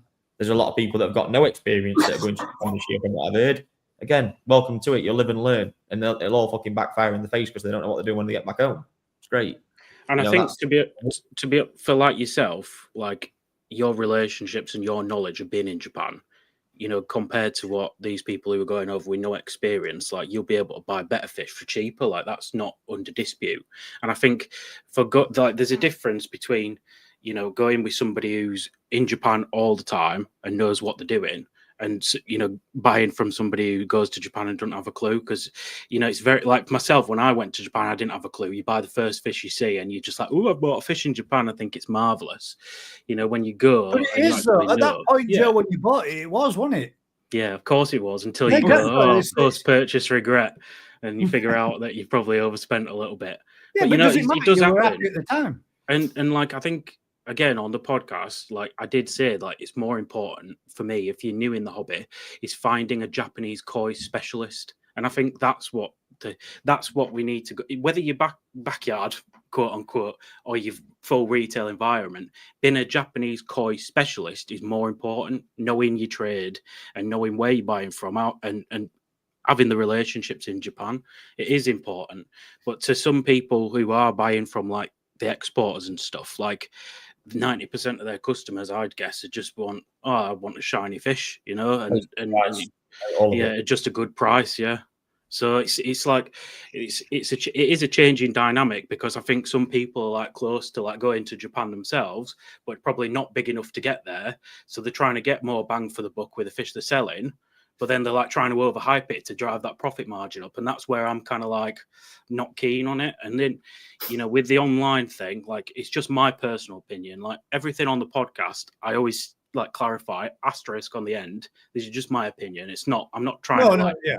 You know, I'm not trying to say my way is the highway, but like my personal opinion, buying online is risky. Like, and also I feel like some dealers feel like they can get away with more because it's online. The face isn't there. But a lot of high-end dealers purchase the fish online. Mm. So, What did we do when was Joe, could you be our main judge? How do you think most of these fish? I mean, most boxes of console fish that are picked up and purchased are done through the early hours of the night via a dealer, via a mobile phone connection online. Yeah. No, it does happen. Yeah, It does. Yeah. I mean, it's but not like, good. but like, I personally, the type of person I am is I wouldn't buy a car without going and viewing it. A second-hand car that's $2,000, for example, like it'd be a banger, but I'd still want to see what's under the hood.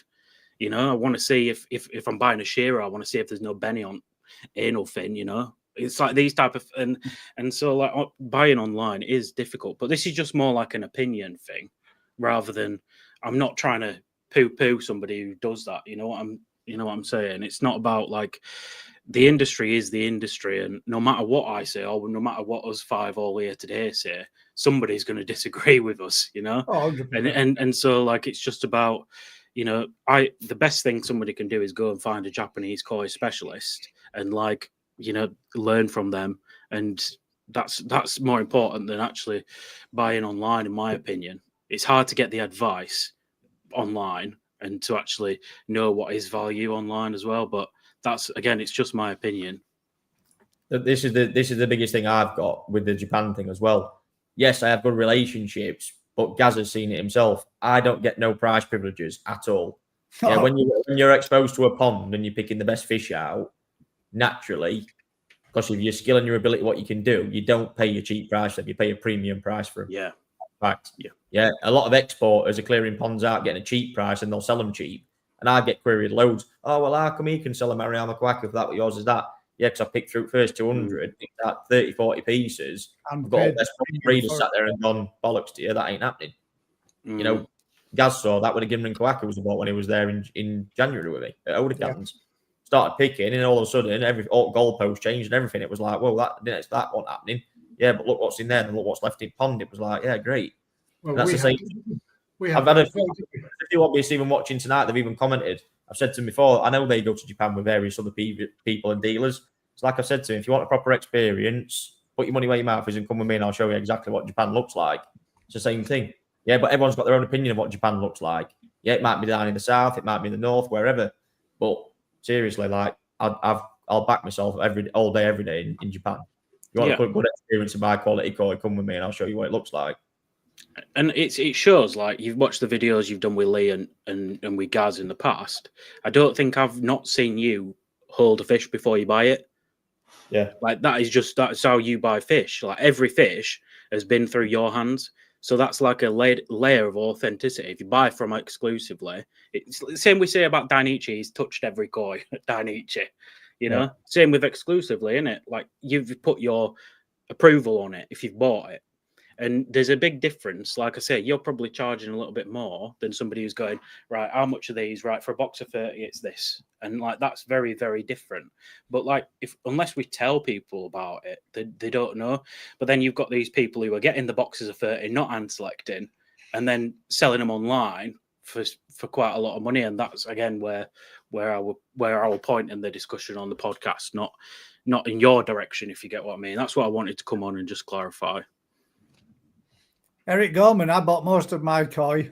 3 a.m. FaceTime from Japan. All koi shops in Scotland. are in garden centres, so online is best. And then Crafty says same here, which is that's yeah.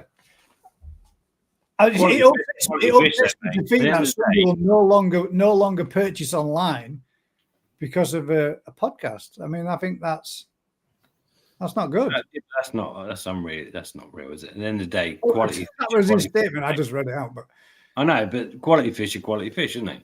exactly, yeah. If it is, you can see a difference between a quality fish and a not so good quality fish in a very good high quality video.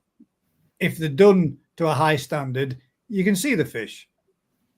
But right now, what people want to take from all this is the koi market in England right now is absolutely booming. That's fact. Yeah. When I'm hearing good things like in the old Japan, oh yeah, by the way, England's doing really well with third highest country in entries. I was like, fucking hell, do you know what? I stood there and I was like, tell me numbers. And obviously, yeah, Philippines were highest because obviously we've got a certain obvious that just kills it for everybody. Thailand and then us, and I was thinking, fuck, like, do you know what? Actually, for the scale of the old Japan, we should be standing there proud as fucking punch about that because that's serious. That's been like that in a few cases this year as well. You know, Donald had the most entries into International Junior Koi Show. You know, stuff like that. We should be proud about what we're doing and how things are developing, not trying to cause any sort of, there's a few dickheads that come to market that really ruin it for us all, but we should be on a point where it's all closed in and really thought about more on a more positive scale. And from our overseas correspondents, what do you have to say, Crafty? I redact everything that I've said.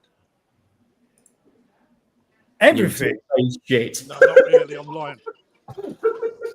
What's up, love? Oh, I've been ushered. I've got to sit. Hang on, wait a minute, Cal. Sorry, guys. It's like, where's your act? There's more authority when you had an act. Nobody can say that the GKP is not. mate. Just a minute while we go through passport control. I've done all that bit. You don't want to be on phone to us when you're going through that. You won't believe it. You won't believe it. I got swabbed for drugs as well. Didn't I?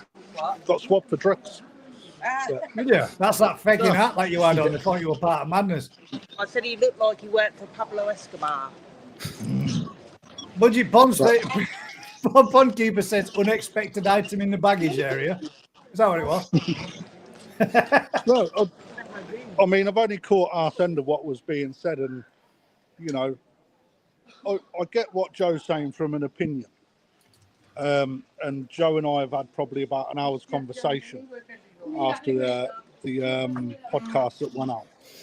I just think that what would be really good, right, is dealers working together, like what we do on this show.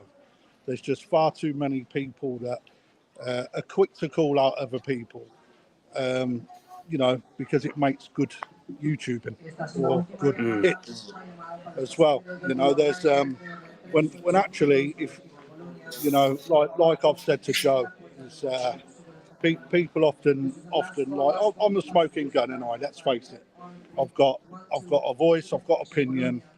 I'm a Marmite character, but truth be known, definitely have your fucking toes, cunt. I don't really care.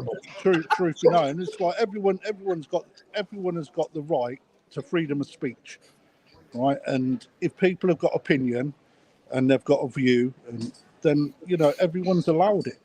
You know, it's just what you do with the opinion that counts, and you really shouldn't. You know, if you take the personalisation out of things, actually, you know, Joe's right in what he says. When it comes to buying fish online, it could be a dangerous game. But it all depends on the person doing it. That could be said about anything, couldn't it? But the same goes. If you do your due diligence, then they're in an issue. Yeah, that's what I'm saying, Gaz, isn't it? It's like, you know, it all depends who's doing it. You know, it's like I've listened to some dealers absolutely talk a load of old codswallop about fish, you know, and it's horrible to see people putting money down on things at times. You just like, because you sit there shaking your head thinking, oh my God, you know, you can't hate the player, you can only hate the game, right? Because people pay what they think fish are worth, whether they're paying 65 quid or 250,000 quid. You know, whether it's on a Japanese auction or a WhatsApp auction or a YouTube, it don't matter. Does it? Well, that was a bit that Joe said when he said about the online auctions, where if you bought a fish and you bid the last, you've overpaid. I mean, well, you can. I suppose you could say you could agree with that, but if that's what that person thinks that fish is worth to him, and he wanted to secure that win by putting that extra 50, 60 quid on it, does it matter whether that fish is worth that value or not? It's an auction. So, yeah, you can't overpay. You've just chosen to the pay. exact same thing in Japan. You've chosen to pay. What I said on the podcast was, if, say, for example, you bid, like the terminology that's used is like it's gone too cheap, or it's a steal, or this, that, and it, like the way that I said about, like, I was speaking about Japanese auctions at that time. The amount of people that have access to like Japanese auctions now is unreal, as we all know.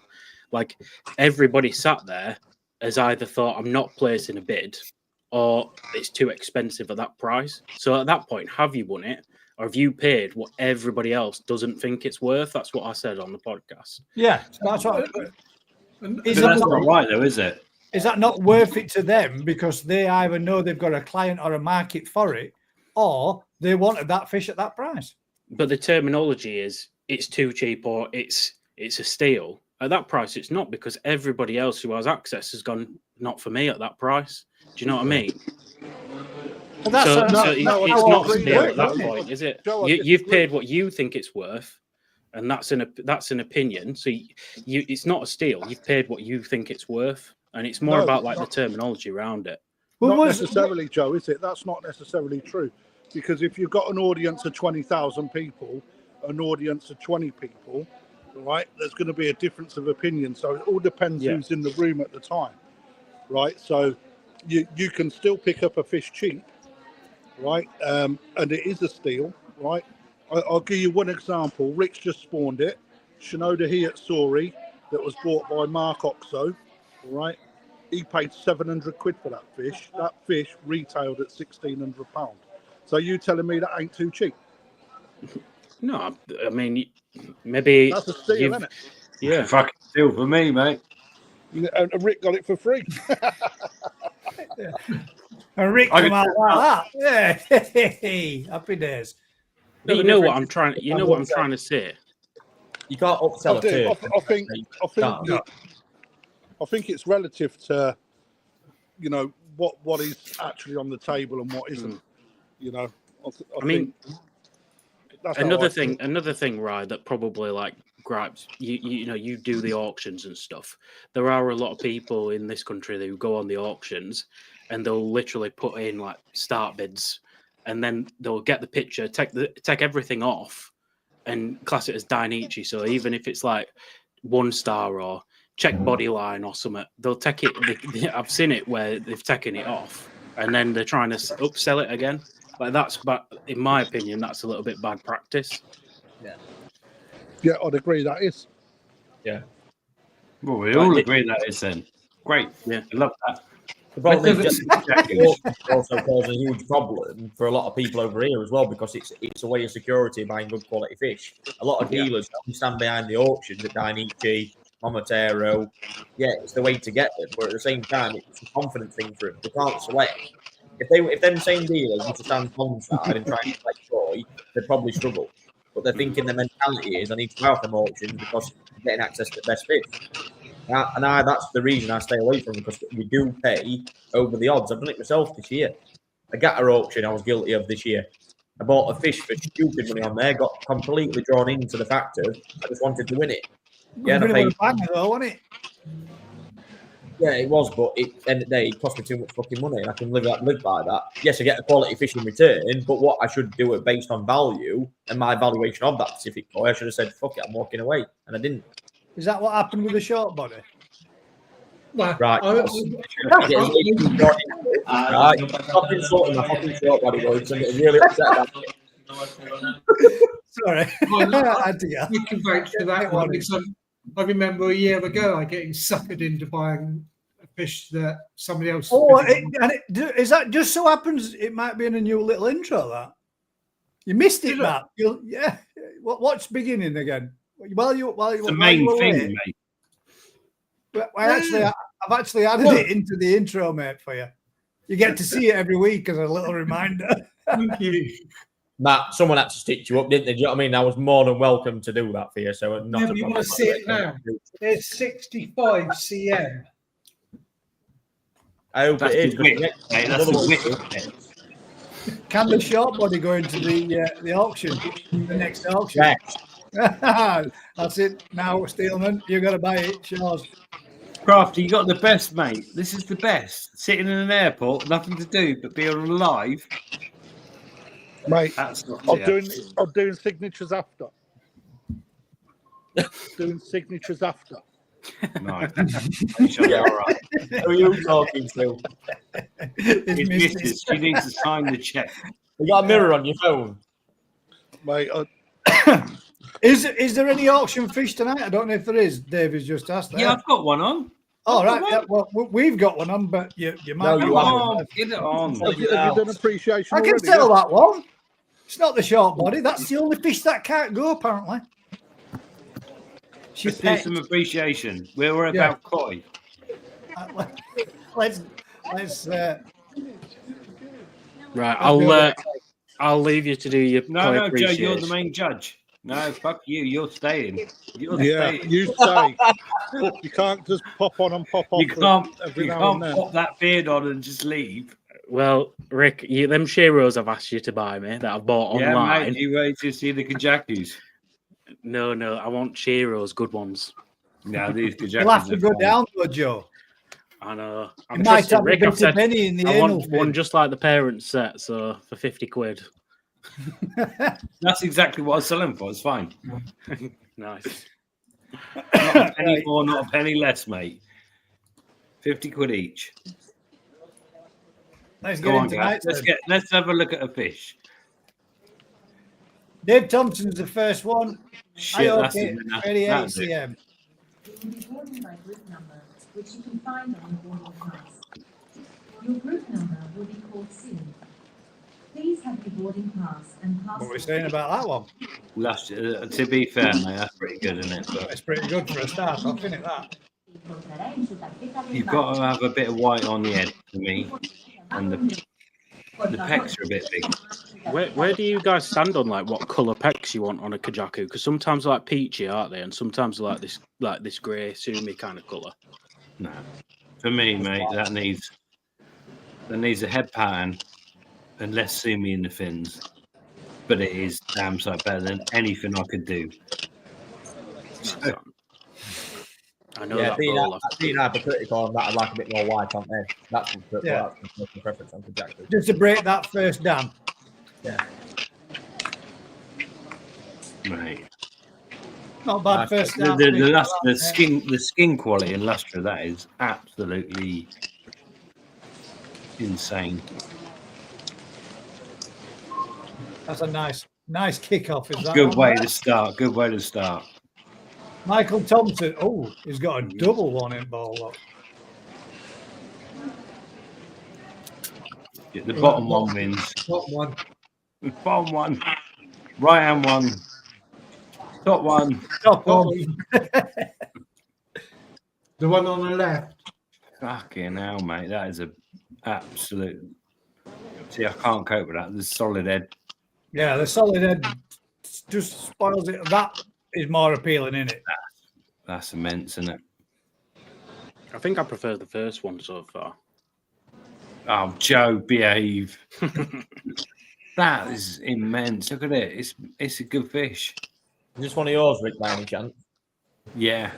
Not a chance. I wish it was, mate. It is.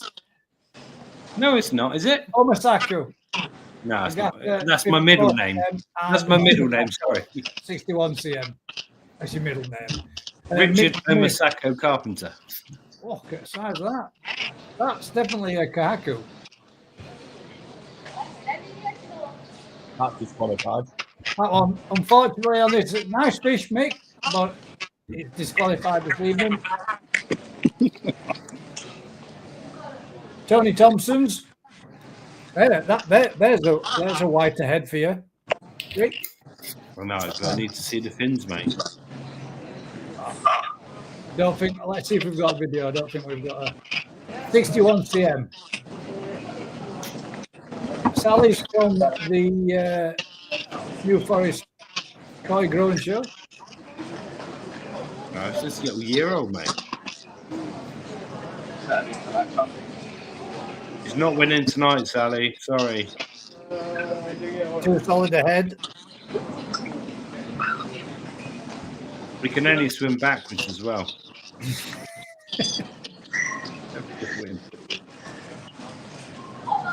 Second one from Sally. Better.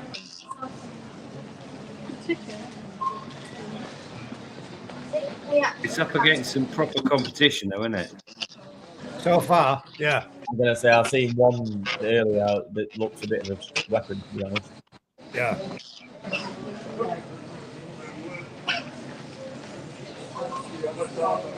Oh, right then. This is This my is auction one- fish. This is your auction fish. Oh, nice.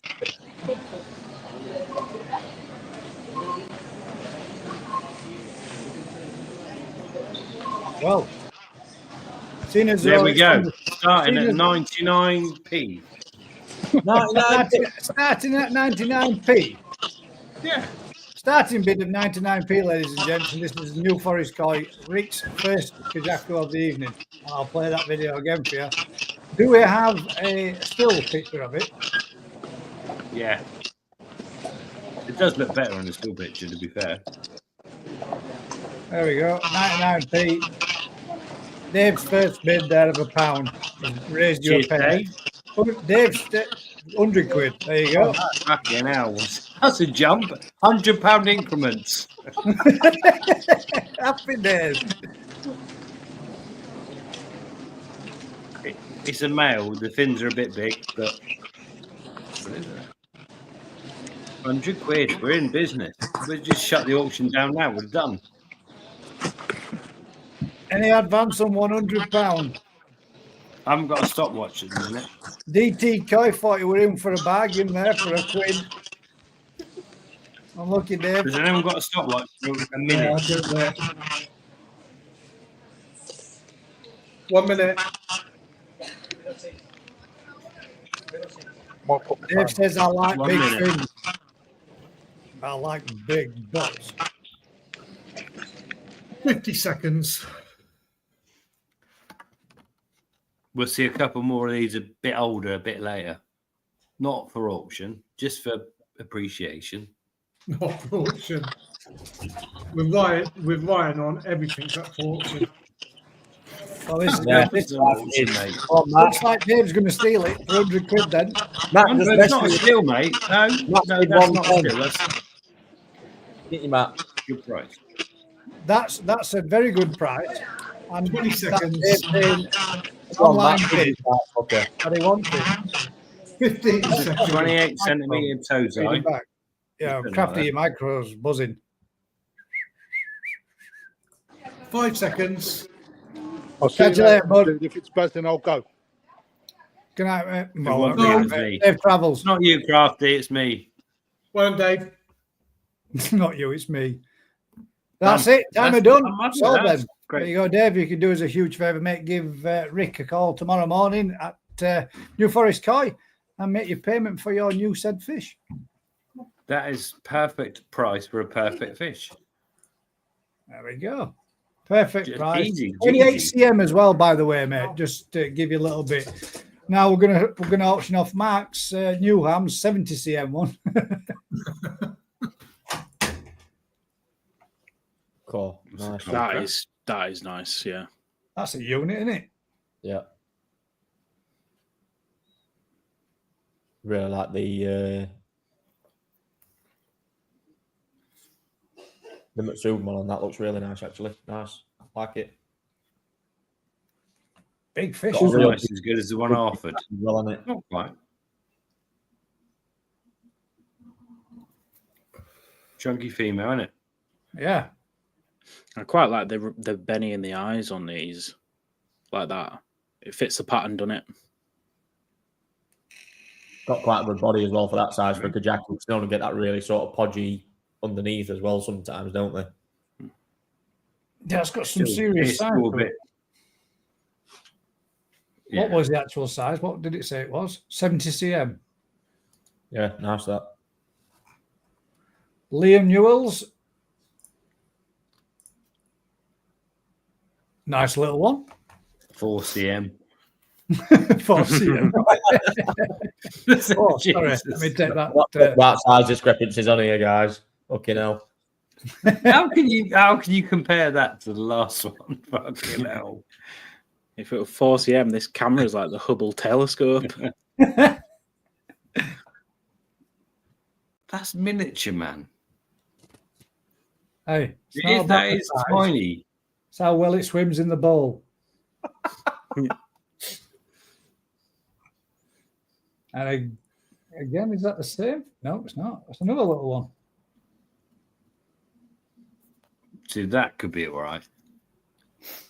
See, I really like that. Apart from that colouring tail, bothers me a lot. Yeah. You should get a new breeder, man.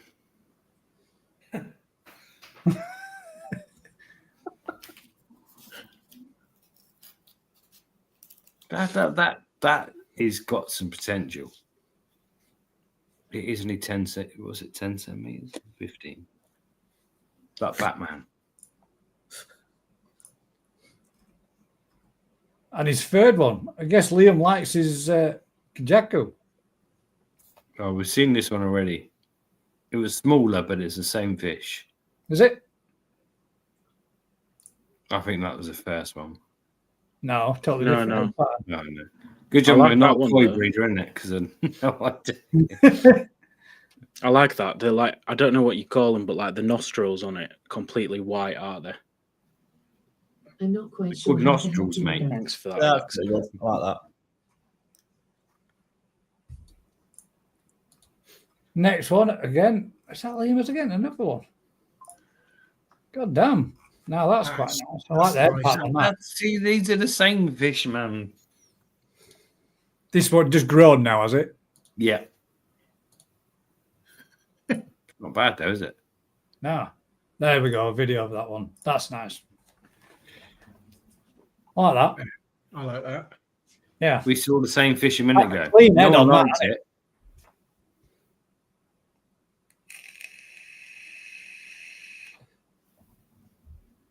That is proper, isn't it? They're all from Rick's, them three. All Are of they? them, all of them small ones are from you, Rick. They're nice. That Matsuba pattern on that is mint. That is, yeah. I like the way the back scales down its backbone as well. Really sort of look really equally balanced out as well there. Look, we see it now in that shot. Nice. Some nice examples so far. Oh, New Forest koi, 60 cm Sansai customers koi. Disqualified. That, yeah. It's going to be good. It's going to be good. Oh, hello. Was this Matt's by any chance or something? No. Nice, isn't it? Wow, that is nice, yeah. Shame it's been recorded on a microwave, but Fine, mate. That's blinding. That's good, mate. And that's the sold for customers' fish, is it? That was sold for cheap as chips, mate. No, it was sold ages ago. Look at that. Oh, I'm just gutted and I'm so gutted. Is that another one that's paid you off for selling it? Is that sold? Mark says, yeah, unfortunately, it's already sold, mate. New Forest koi. I've been bullied, haven't I? Look at that. I don't know. None of these sell for no money. Cheap. Give them all away. That one already sold as well. Yeah, they're all gone, mate. These are all customer fish. They paid nothing for them. Rick, we've just been on about And this they topic. keep sending me pictures saying, look at this turned out. Another banger and all, mate. Yes. So we've got Rob Howarth's Omasako. That's nice and all. yeah, I like that. Like fins on it. Good quality. Yeah. quite a busy pattern, though, isn't it? To see. Window would have been Jack nice is if it were a better. little bigger on head. like that. Yeah, but as that gets bigger, though, I think that'll become more prominent. That. Yeah, it just needs a bit of body on front end, doesn't it? Young male back looking it. Young man. Is that what you look out for, Gaz?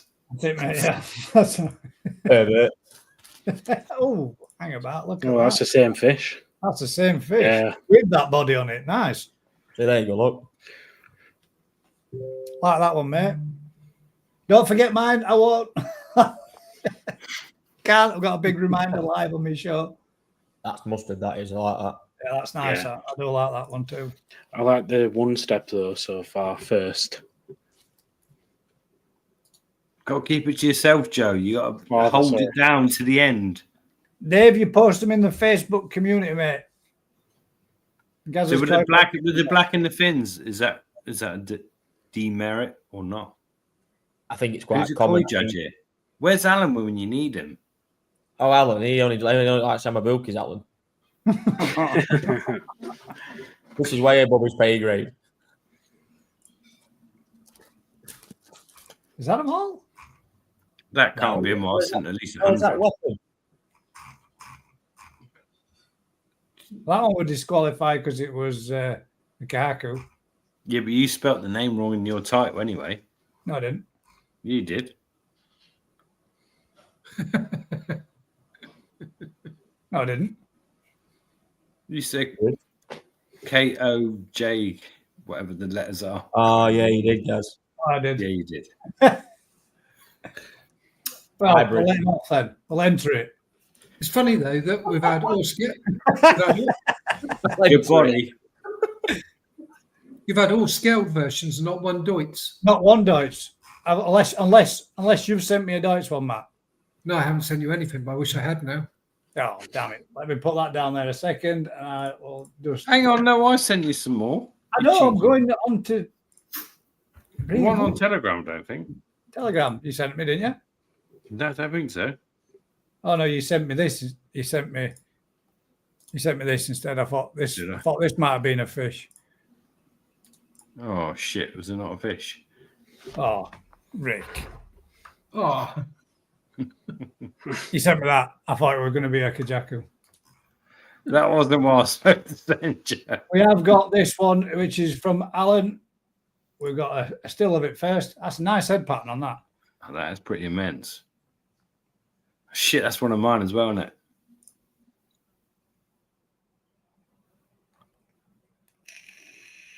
No, it might not be.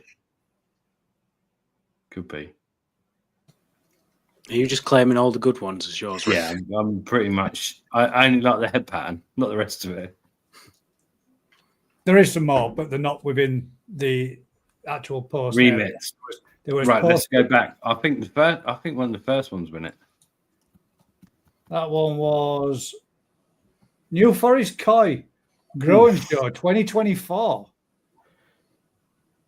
Mate, I do some good. So it is one of projects. yours, mate. I'm not going to vote myself as a winner.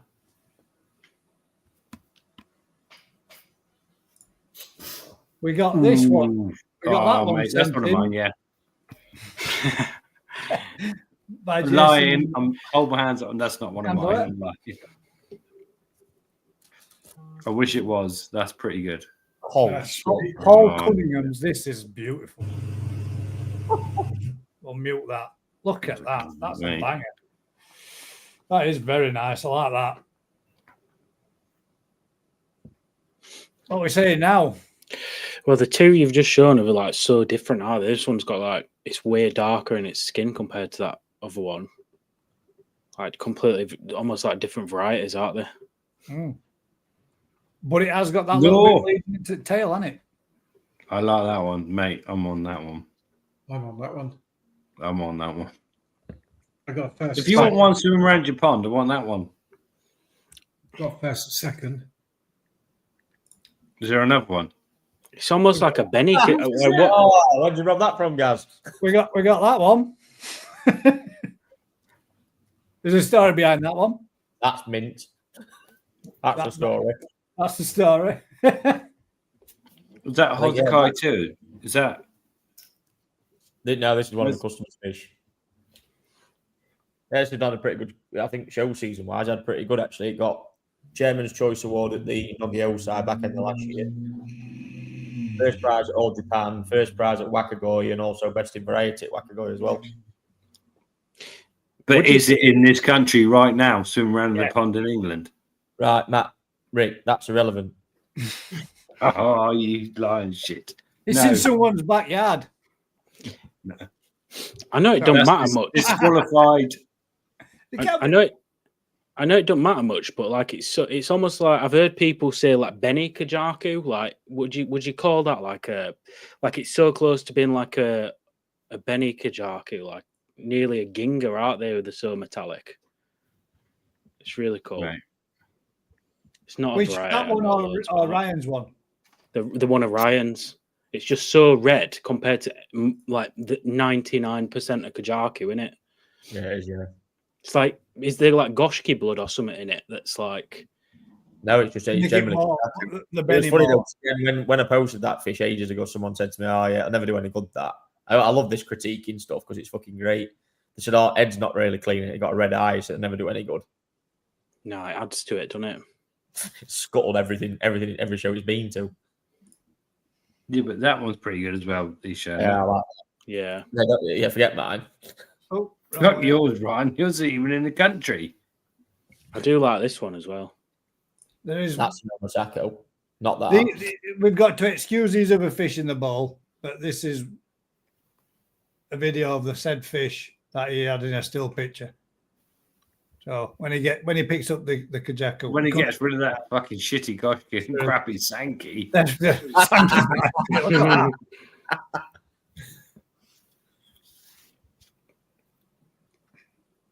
In a normal bowl of fish, right, that Kajaku would have been like amazing. But against them two, it's like it's downgraded it. See, I reckon like oh man. Controversy again, but I reckon our judges would go for that because it's just so much more like what they look at for a textbook. Kajaku, innit? Yeah, but I'll vote for the Sankey. Go for the Sankey straight away. Sankey's amazing. I mean, the Goshki's nice as well. Oh, the Goshki's mint. I mean, it's three very nice fish in that bowl, mate, regardless of whether or not the other two weren't supposed to be there. They were well worth sharing in video. Just have as a guess, where do you reckon that Sankey's from? I know they're not. I haven't supplied. Well, I have sort of supplied these fish in a roundabout way. But where do you reckon that Sankey's from? Just breeder's choice. Where would you think it's coming from? I'd say from you then. No, I'd guess like Tamora. That is fucking insane. Mate. Everybody have a guess. Go on, Matt. Janichi. Go on, Matt. No. Rick. Really? Don't think mainstream. I think either Yoshino or Sakazumi. Oh, Sakazumi won't fucking far off. Right, go on, Gaz. I said Odokan, but no. Otsuka. Wow. Really? Yeah. I was fucking literally 100 meters down the road, wasn't I? It come from a Narita auction, that fish. That's a nice Goshki, that. God damn. That's a Kawakami. That's Kawakami. Yeah, look at it. That floating Benny on that Goshki is lovely. Look at that. If I had to pick like how one we breeder, from a Kajaku thing to look. Well, he put them in the bowl, didn't he? He went, I've got 3 real nice fish. I'm going to let everybody see all of them. And what a good choice, Jason. I agree. Yeah.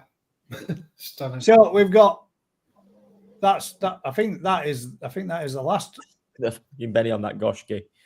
I think that is I'm so weak when it comes to that variety. That's mint. It's the same fish. Yeah. It is the same fish. Yeah. Looks better when it's on its own without better fish around it. So then, right, we stop sharing that one for a second. And oh crap, one of us is going to get cut off. Sorry, Joe. 2 seconds. Oh, that's harsh. We've To got. cut me off, I I need a can't, wee. I've only got position for 4. I'll put Joe back on. I need a wee. Right, okay. How do I do that? Can I swap? Just do it. Why do you give me tasks like that right now at this? Imagine I'm sat in the dark. Oh, that's Right, so No, Joe, you get back on. I'm having. you'll go for a wee. what? He's not coming back now. He's done. Sorry, Rick. And then we've got my little entry. Where's my photo? We'll bring up a still of it first. We'll stick us all here. Stick us all here.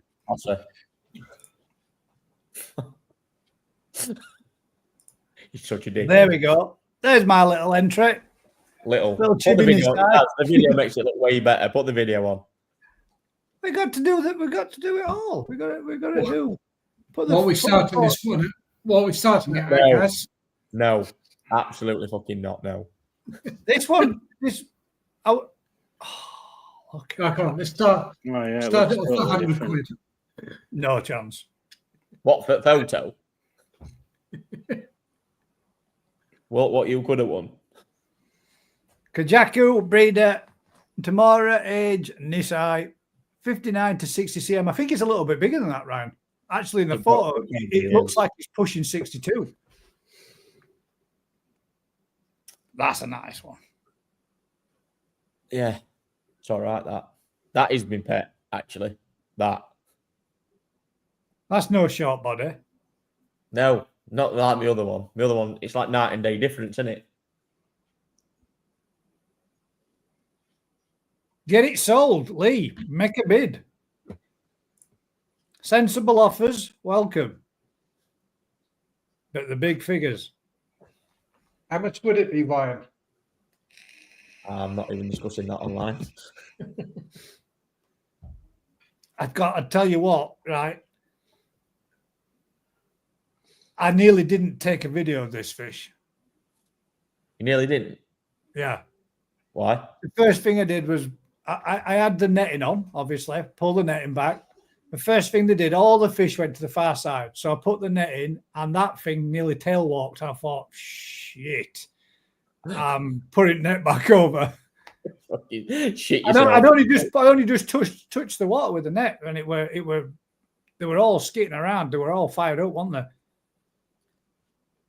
Feed had just gone off, so they'd all just had a great good feed. But yeah, that's a banger.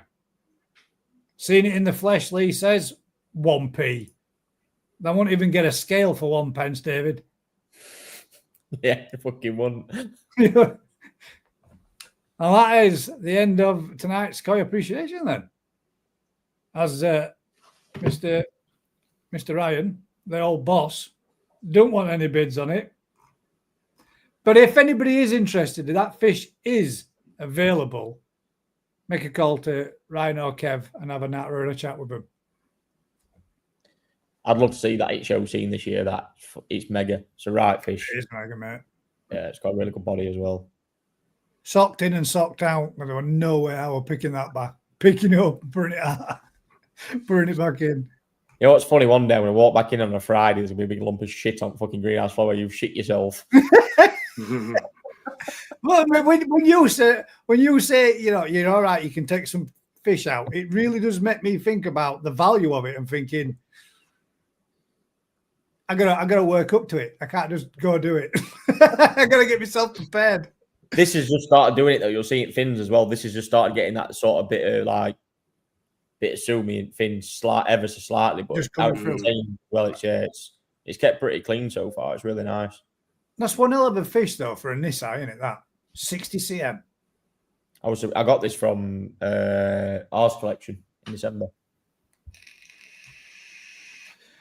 Right then, let's drop that one off.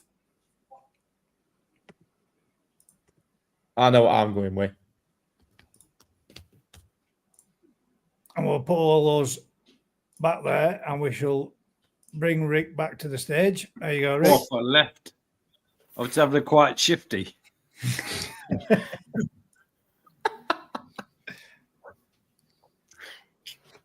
Not really.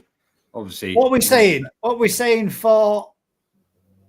I really, to be fair, I really liked Paul's.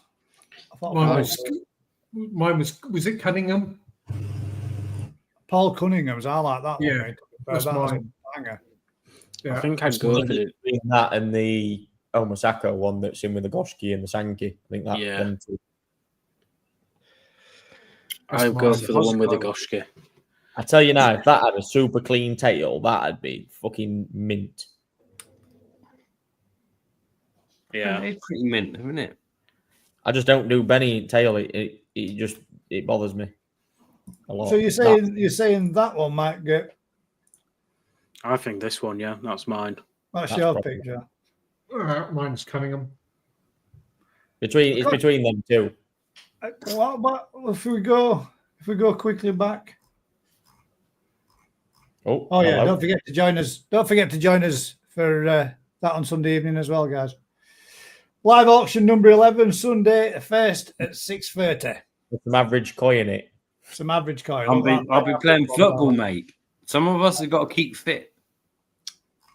I'm in mint condition all the time, though, Rick. That's what I know you are, mate. You do. You. If I was a man, I'd want to be you. You piss taking twat.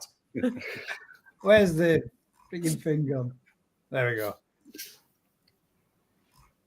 I don't know that the first one that we had was quite a nice fish as well. Then the skin That's luster on that's amazing, but No, that's nice, but compared to the Omasako one, comparable. no, night and day. It's still a really nice Kajaku, though. Yeah, it is a nice Kajaku.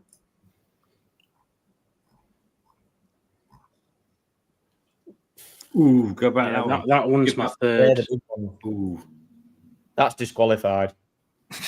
Yeah, because technically it's not yours. Customer didn't authorise it. not bad though, is it? It's not bad, mate, at all. That's a good body and a good size fish as well, isn't it? What is the actual size, Rick? Do you know? Right, about 65 cm now.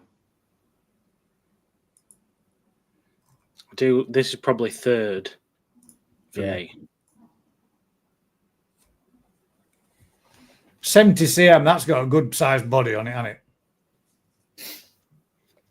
Yeah. The pattern down that one side is just too much, isn't it?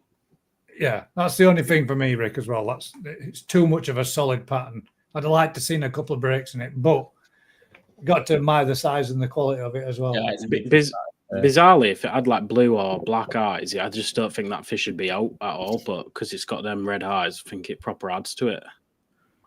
It's really cool, especially when you see that left-hand side with whole Benny down cheek and everything.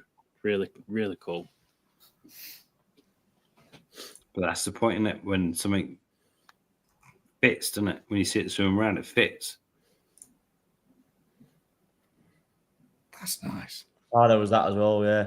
That is nice. Is that That not was a really Benny Ginger? Is that not got that? No. Nah. It's You got reckon? the darkness to it, innit? It's on the dark side. This is the thing, though, that the other Omasako Kajaku that we said was in top 2, that's only just arrived in UK on that video. And I think given time, that'll end up with things like that. Yeah. I think it's Yeah. Omasako trait, you'll get that darker sort of bit of sumi fin. I could say I'd be tempted to say that might be my third favourite out of them. Thing is with them Omasako ones as well, like they Well, that's get nice. massive. Too. Williams is nice as well. That one was a nice bit. Big pecs, but it's a nice head pattern, isn't it? It's clean as well. Based on Benny, you'd go with Paul. The Benny on it looks absolutely unreal. Yeah. The robing on it, or whatever what is it? Oh, it's not the black, Matsubamon. the Matsubamon. That looks nice on that. Yeah, that is good.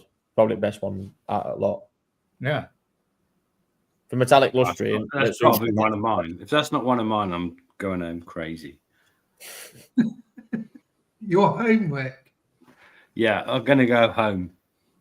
Right, go on then. Who's making choices? Go on, guys, you start. For my number one, I honestly do quite like. I'm going to go with Paul's as my number one. I agree that the bit in the tail would have been better not being there, but I like the style of the pattern on that. Yeah, the belly is pretty good on it. So that'd be my number one. That's You're my going pick. balls. Paul Cunningham. Congratulations. You're a winner. You're a winner of absolutely nothing. Gabby. Yeah, well done. Good jacket with that. Wherever's been hiding that. That's a good one and all, isn't it? That's not even the same one. What are you doing? No, I'm just saying that is a good one and all. That's not bad. That's very nice. That left top one. Left one. Yeah. Not the right one. Don't like the white. I don't like the one. Yeah, it's too much of a full head pattern that. But that's nice. That is. There's been some really good examples this evening. Yeah, there's actually. Matt's not even put one in. Can't believe it. Yeah, well, he was late, wasn't he? So he's And been I've done. got so many of them as well. You're getting another Matt's half-hour quite doc for not hungry. entering a fish, Matt. When we're getting into what variety we got next week? Well, it just so happens that we require somebody to pick one. So how about Ryan? Has been a while since you've been on. Pick a variety, and I'll let Me? you know if we've. I'm not picking. Let Joe pick. Oh, go on then, Joe. Pick a variety. I think last time I were on here, I picked Tasagi, so I need to pick something else, don't I? Oh, fucking hell, Joe. Don't pick that. Fucking Blue Joe. Matsuba. Have you done like Cargill yet? Maybe Cargill could be quite interesting. Oh, do that. Yes. Fuck Yeah, it. Cargill. Yeah, all Yeah, types of Cargill. Is there any out there though? Yeah, maybe there won't be many submissions, but it's a cool one. No, there probably won't be actually. Well done, Joe. You make the only variety. No one's. Yeah, you get one. I said last time you should vote on the ugliest koi. I thought that I'll would be fun. definitely win that. Oh, Fuck. Ryan's won that. No, in fact, actually, I think Matt's won that. The ugliest koi. Matt's that thing that you showed us earlier. That's Matt. not even mine. It's the customers, and they're going to be really offended. Well, truth's harsh, isn't it? But that's bit fair. What did we do last week? What was it? Deutsch Go Sankey last week. Yeah, it was, wasn't it? Yeah. No. Weren't you watching? Oh. When was that? No, it was Deutsch Go Sankey last week. No, It was Deutsch No, it last week. wasn't. Any type of Daitsu. What about Goromo? You done Goromo? No, we haven't. There's a good shout. And if Do that anybody, then. if They're anybody on. wants one to be able to enter, I've got lots of them available. Which means you'll have some for auction then next week. Might do. Yeah. He's got We've got more a- Kajaku than he knows what yeah. to do with.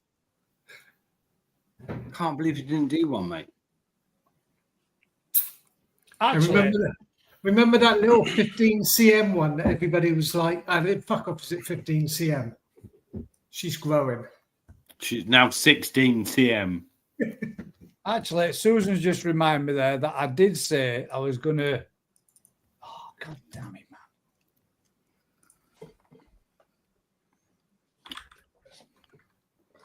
Talk amongst yourselves, gentlemen. That's What right. about Aragokis? Can we do that yet? No, we've not. I don't think Aragoki has ever been a category. We can't Let's do have that it. yet because Joe's coming first. Ginger's always come first. Gingers. You know, I'm like not a brunette say that on now. TV.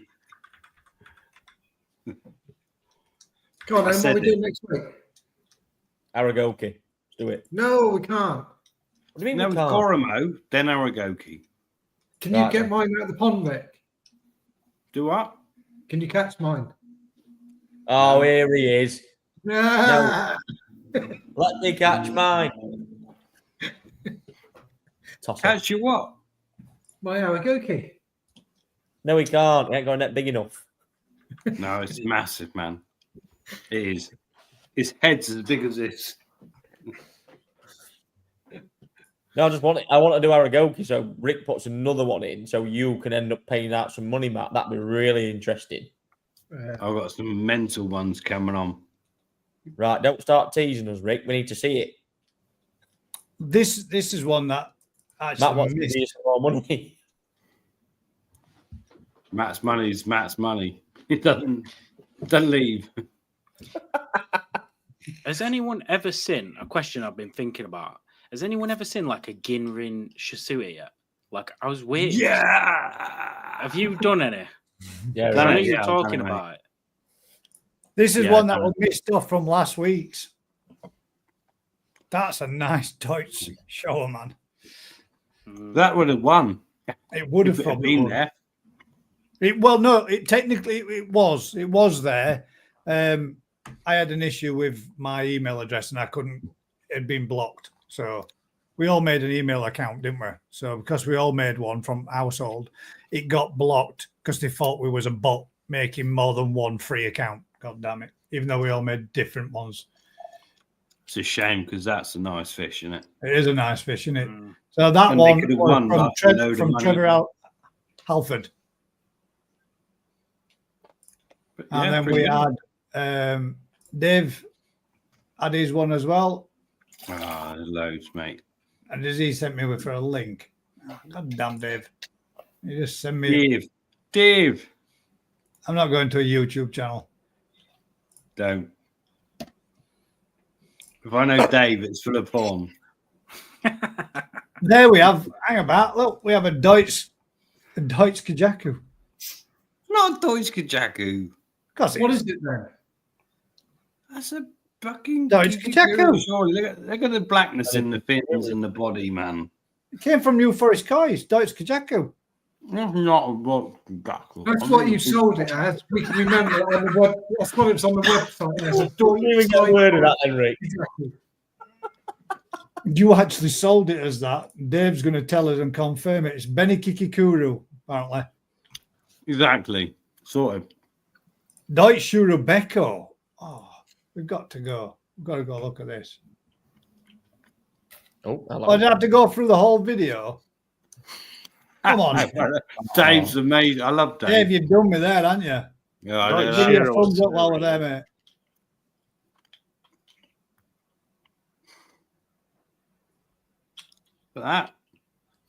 Put that in your pipe and smoke it.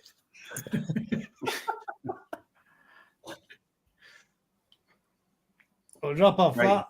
Great video in. I love it. Deutsch Shuru from Bruce. Whoa, Deutsch Yellow Dragon underneath that, Gaz, then. I know, What's mate. going on here? Hold on a minute. Deutsch Yellow Dragon was from us as well. Not very yellow, is it? It's not finished yet, is it? When does it get yellow? That's not the yellow dragon. Oh, shit.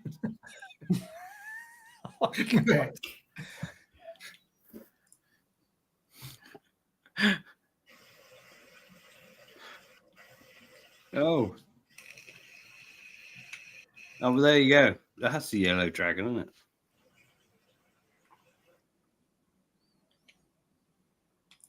It's blooming yellow. It is, yeah. Jigs is Well, no, one. Joe is yellow. That's Jigs' Ginrin from the week before. Sorry, Jigs. Dave, I've got all these come through today, like, so I've got to. I said I'd put them on, and I'd show them. Rick, have you Right. only got the one auction fish, Rick? Me? Yeah. Yeah. Oh. Ryan, do you find on a Chiba that like a Chiba are really hard to get head patterns on? Is that just like a lineage thing? Do you find that? Not where it depends. A lot of them, the best lineage I've seen of them recently has been from Suzuki. Gimme and Chiba have been really good, really well balanced and defined as well. To be fair, they look pretty nice. A lot of them are quite, a Fucci are pretty good as well. They do really nice ones, but yeah, I just see, not a lot. I see so many examples where they just have nothing on the head. Yeah, it's quite a common thing. You find they've got really nice patterns to them, but there's not a lot giving on head normally. You might get odd sort of little splodges of maritons or bits of splodgers and stuff, but they never really. You don't find a lot with solid patterns on them. Yeah. Joe, it's like fit birds, mate. Oh, here we go. I can see where that's going. I'll wait for you to say it, mate. What's that? Come on, me. Come on, Roo. We're not still live, are we? We are still live, mate. Oh, good. I'm just checking because that's definitely a come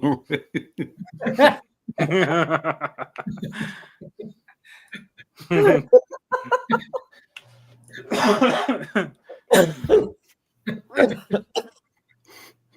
What's that? How is still on Kajakus? What's gone on, man? That looks like a metallic Hishisui or something random. Yeah. I love this channel. I just don't know what's going on. What is this, though? That's what Susan's asking. She actually asked us to identify it. It looks like a metallic Hishisui, that to me. Or a Mizuogon that's a bit... It looks like it might be. I don't know. What are you saying, Rick? Guarigoi. Bloody hell. This is disqualified. Akabeko. Butterfly. I think that beats I my reckon- shoot. I don't know where to go with that. And then last one.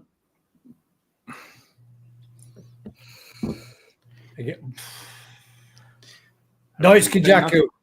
Akabeko. Deutsch Aka Metallic Beko. At least you know now, Susan, that they do come through. And anybody else that wants to use the emails do come through. So you can send them through now. And that is the catch up and the end of the Koi appreciation. And I like the way we had a bit of like proper stuff in the middle. What was that? Proper stuff. You know, when it was He's a talking about when he went off screen. Yeah, when I went for a week.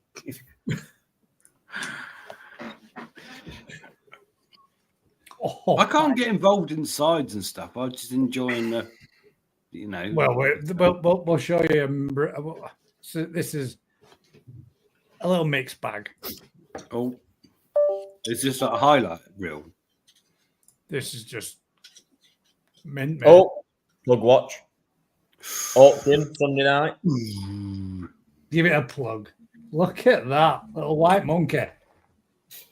What's a white monkey? One of them. Dainichi white monkey. That white fish that just swam offshore. And it's got red eyes, Rick, as well. Mate, I've got red eyes most of the time. I'm not being sold for a lot. That is beautiful, man.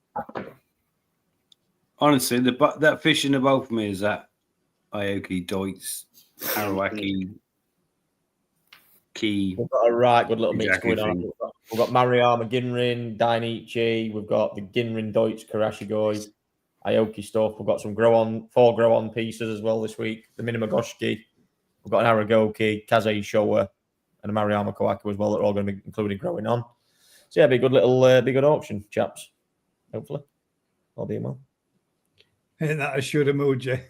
Yeah, Ginrin Shuramuji. Yeah. Unfortunately, really good Down Ginrin. that road. really good Ginrin. Bangers. The yellow monkey, to be fair, has been one of the best toes I think we've had this year. The Ginrin quality and the colour on it is absolutely stunning. I really like this, me. The Aragoki. Yeah, that's pretty. That's nice. What are you pointing at? This. I can't see this. Yeah, There's a that. cursor. It's the only Aragoki in the bowl. No. It's, Can you not see it there, just to the right, where my cursor is wiggling backwards and forwards? No. Your cursor's not on my screen. there it is. Just coming in now. Nice as that. Mate, you cannot be saying that's the best fish in the bowl. No, I said it's the one I like the most in that bowl. It's nice. Right. Really? 150,000. No, honestly, I like them all. I mate. like that. When I first saw that fish, I thought that stands out. Not I mean, The it Deutsch doesn't monkey really in stand that out. as well. That's pretty incredible. Mate, most of those fish in that bowl were absolutely All stand out. fucking decent. I really like that. This. The one you've chosen there, Gaz, mate, you fucking. What? You like what you like, Rick, don't you? Something can't different, do isn't it? You watch that. Words. I've got no words left. I've got no words left. What about I the think Yamatanishki? Yamatanishki as well is probably one of the Yeah, best I've Nishki's ever really seen nice. in terms of Sumi style and qualities. Yeah, pretty good. following them in. Let's face it, there isn't a bad one in there, is there? They're all really, really nice. That's not there all is of them. one. All that, That way. one There is you more. chose, mate. That's Get just it that's out. just a selection of them, isn't it? That's just some Yeah. of them. This is stunning. It's all, That Deutsch not really Garage funny. one. It's a nice bowl of fish. Yeah, the Deutsch Garage Right. with the I'm going to have to aeration. leave you soon because I need to drink some more beer. Yeah, I'm going to be doing the same thing, and we're don't forget, guys, join us on Sunday evening, 6:30 onwards, to have a look at all them. Guys, Mark, really, yeah. you chosen that fucking thing. I'm just doing, you're doing me head in, mate. Really? The Aragoki one. Of all those amazing fish in that bowl, you've chosen that one. Well, no, I mean, I get to see these all day, every day. I just really like that Aragoki, the Aragoki bowl that we picked it from. I really like that. Oh, we're not going back into that one. We've been there. We've done that now. Koi appreciation is finished. And What are we so doing is next? GKP Thursday Night Live, ladies and gentlemen. Usual thing, if you've been enjoying this No, I kind thought of we finished. madness and content, that is the GKP Thursday Night Live. Do us a huge Yes. favour. Like, share, subscribe. Tell a friend. Matt wants to get something in just before we go. Yes. What are we doing Come next on. week? We're Right. going to do shit. No one knows. I forgot. No. Yeah, Gizmo. Gromo. mode. Yeah. Right, mate. Gromo. Gromos. Gromos. Gromo. For next Gromo. week's Koi appreciation, folks, if you could do us a huge favour, send us in your pictures of your Gromos and post them on the Facebook community or email them, as it does work. Thank you very much, Susan. Usual thing, guys. Like, share, subscribe, tell a friend. Until next time, keep smiling, and we'll catch you on the next one. Good night, all. Good content, guys. I reckon you're going to get good views for that.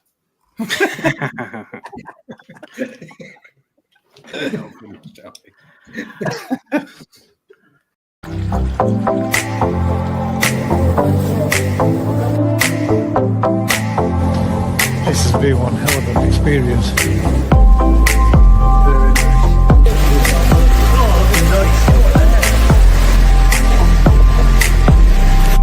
Have a look at that.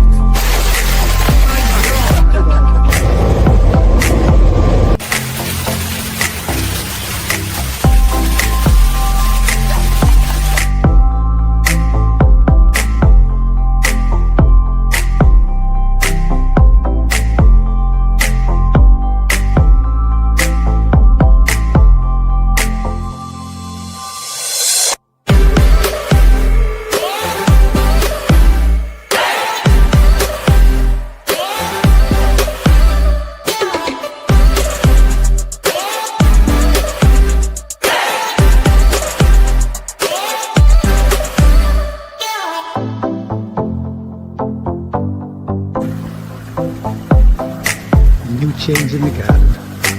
Made a little seated area.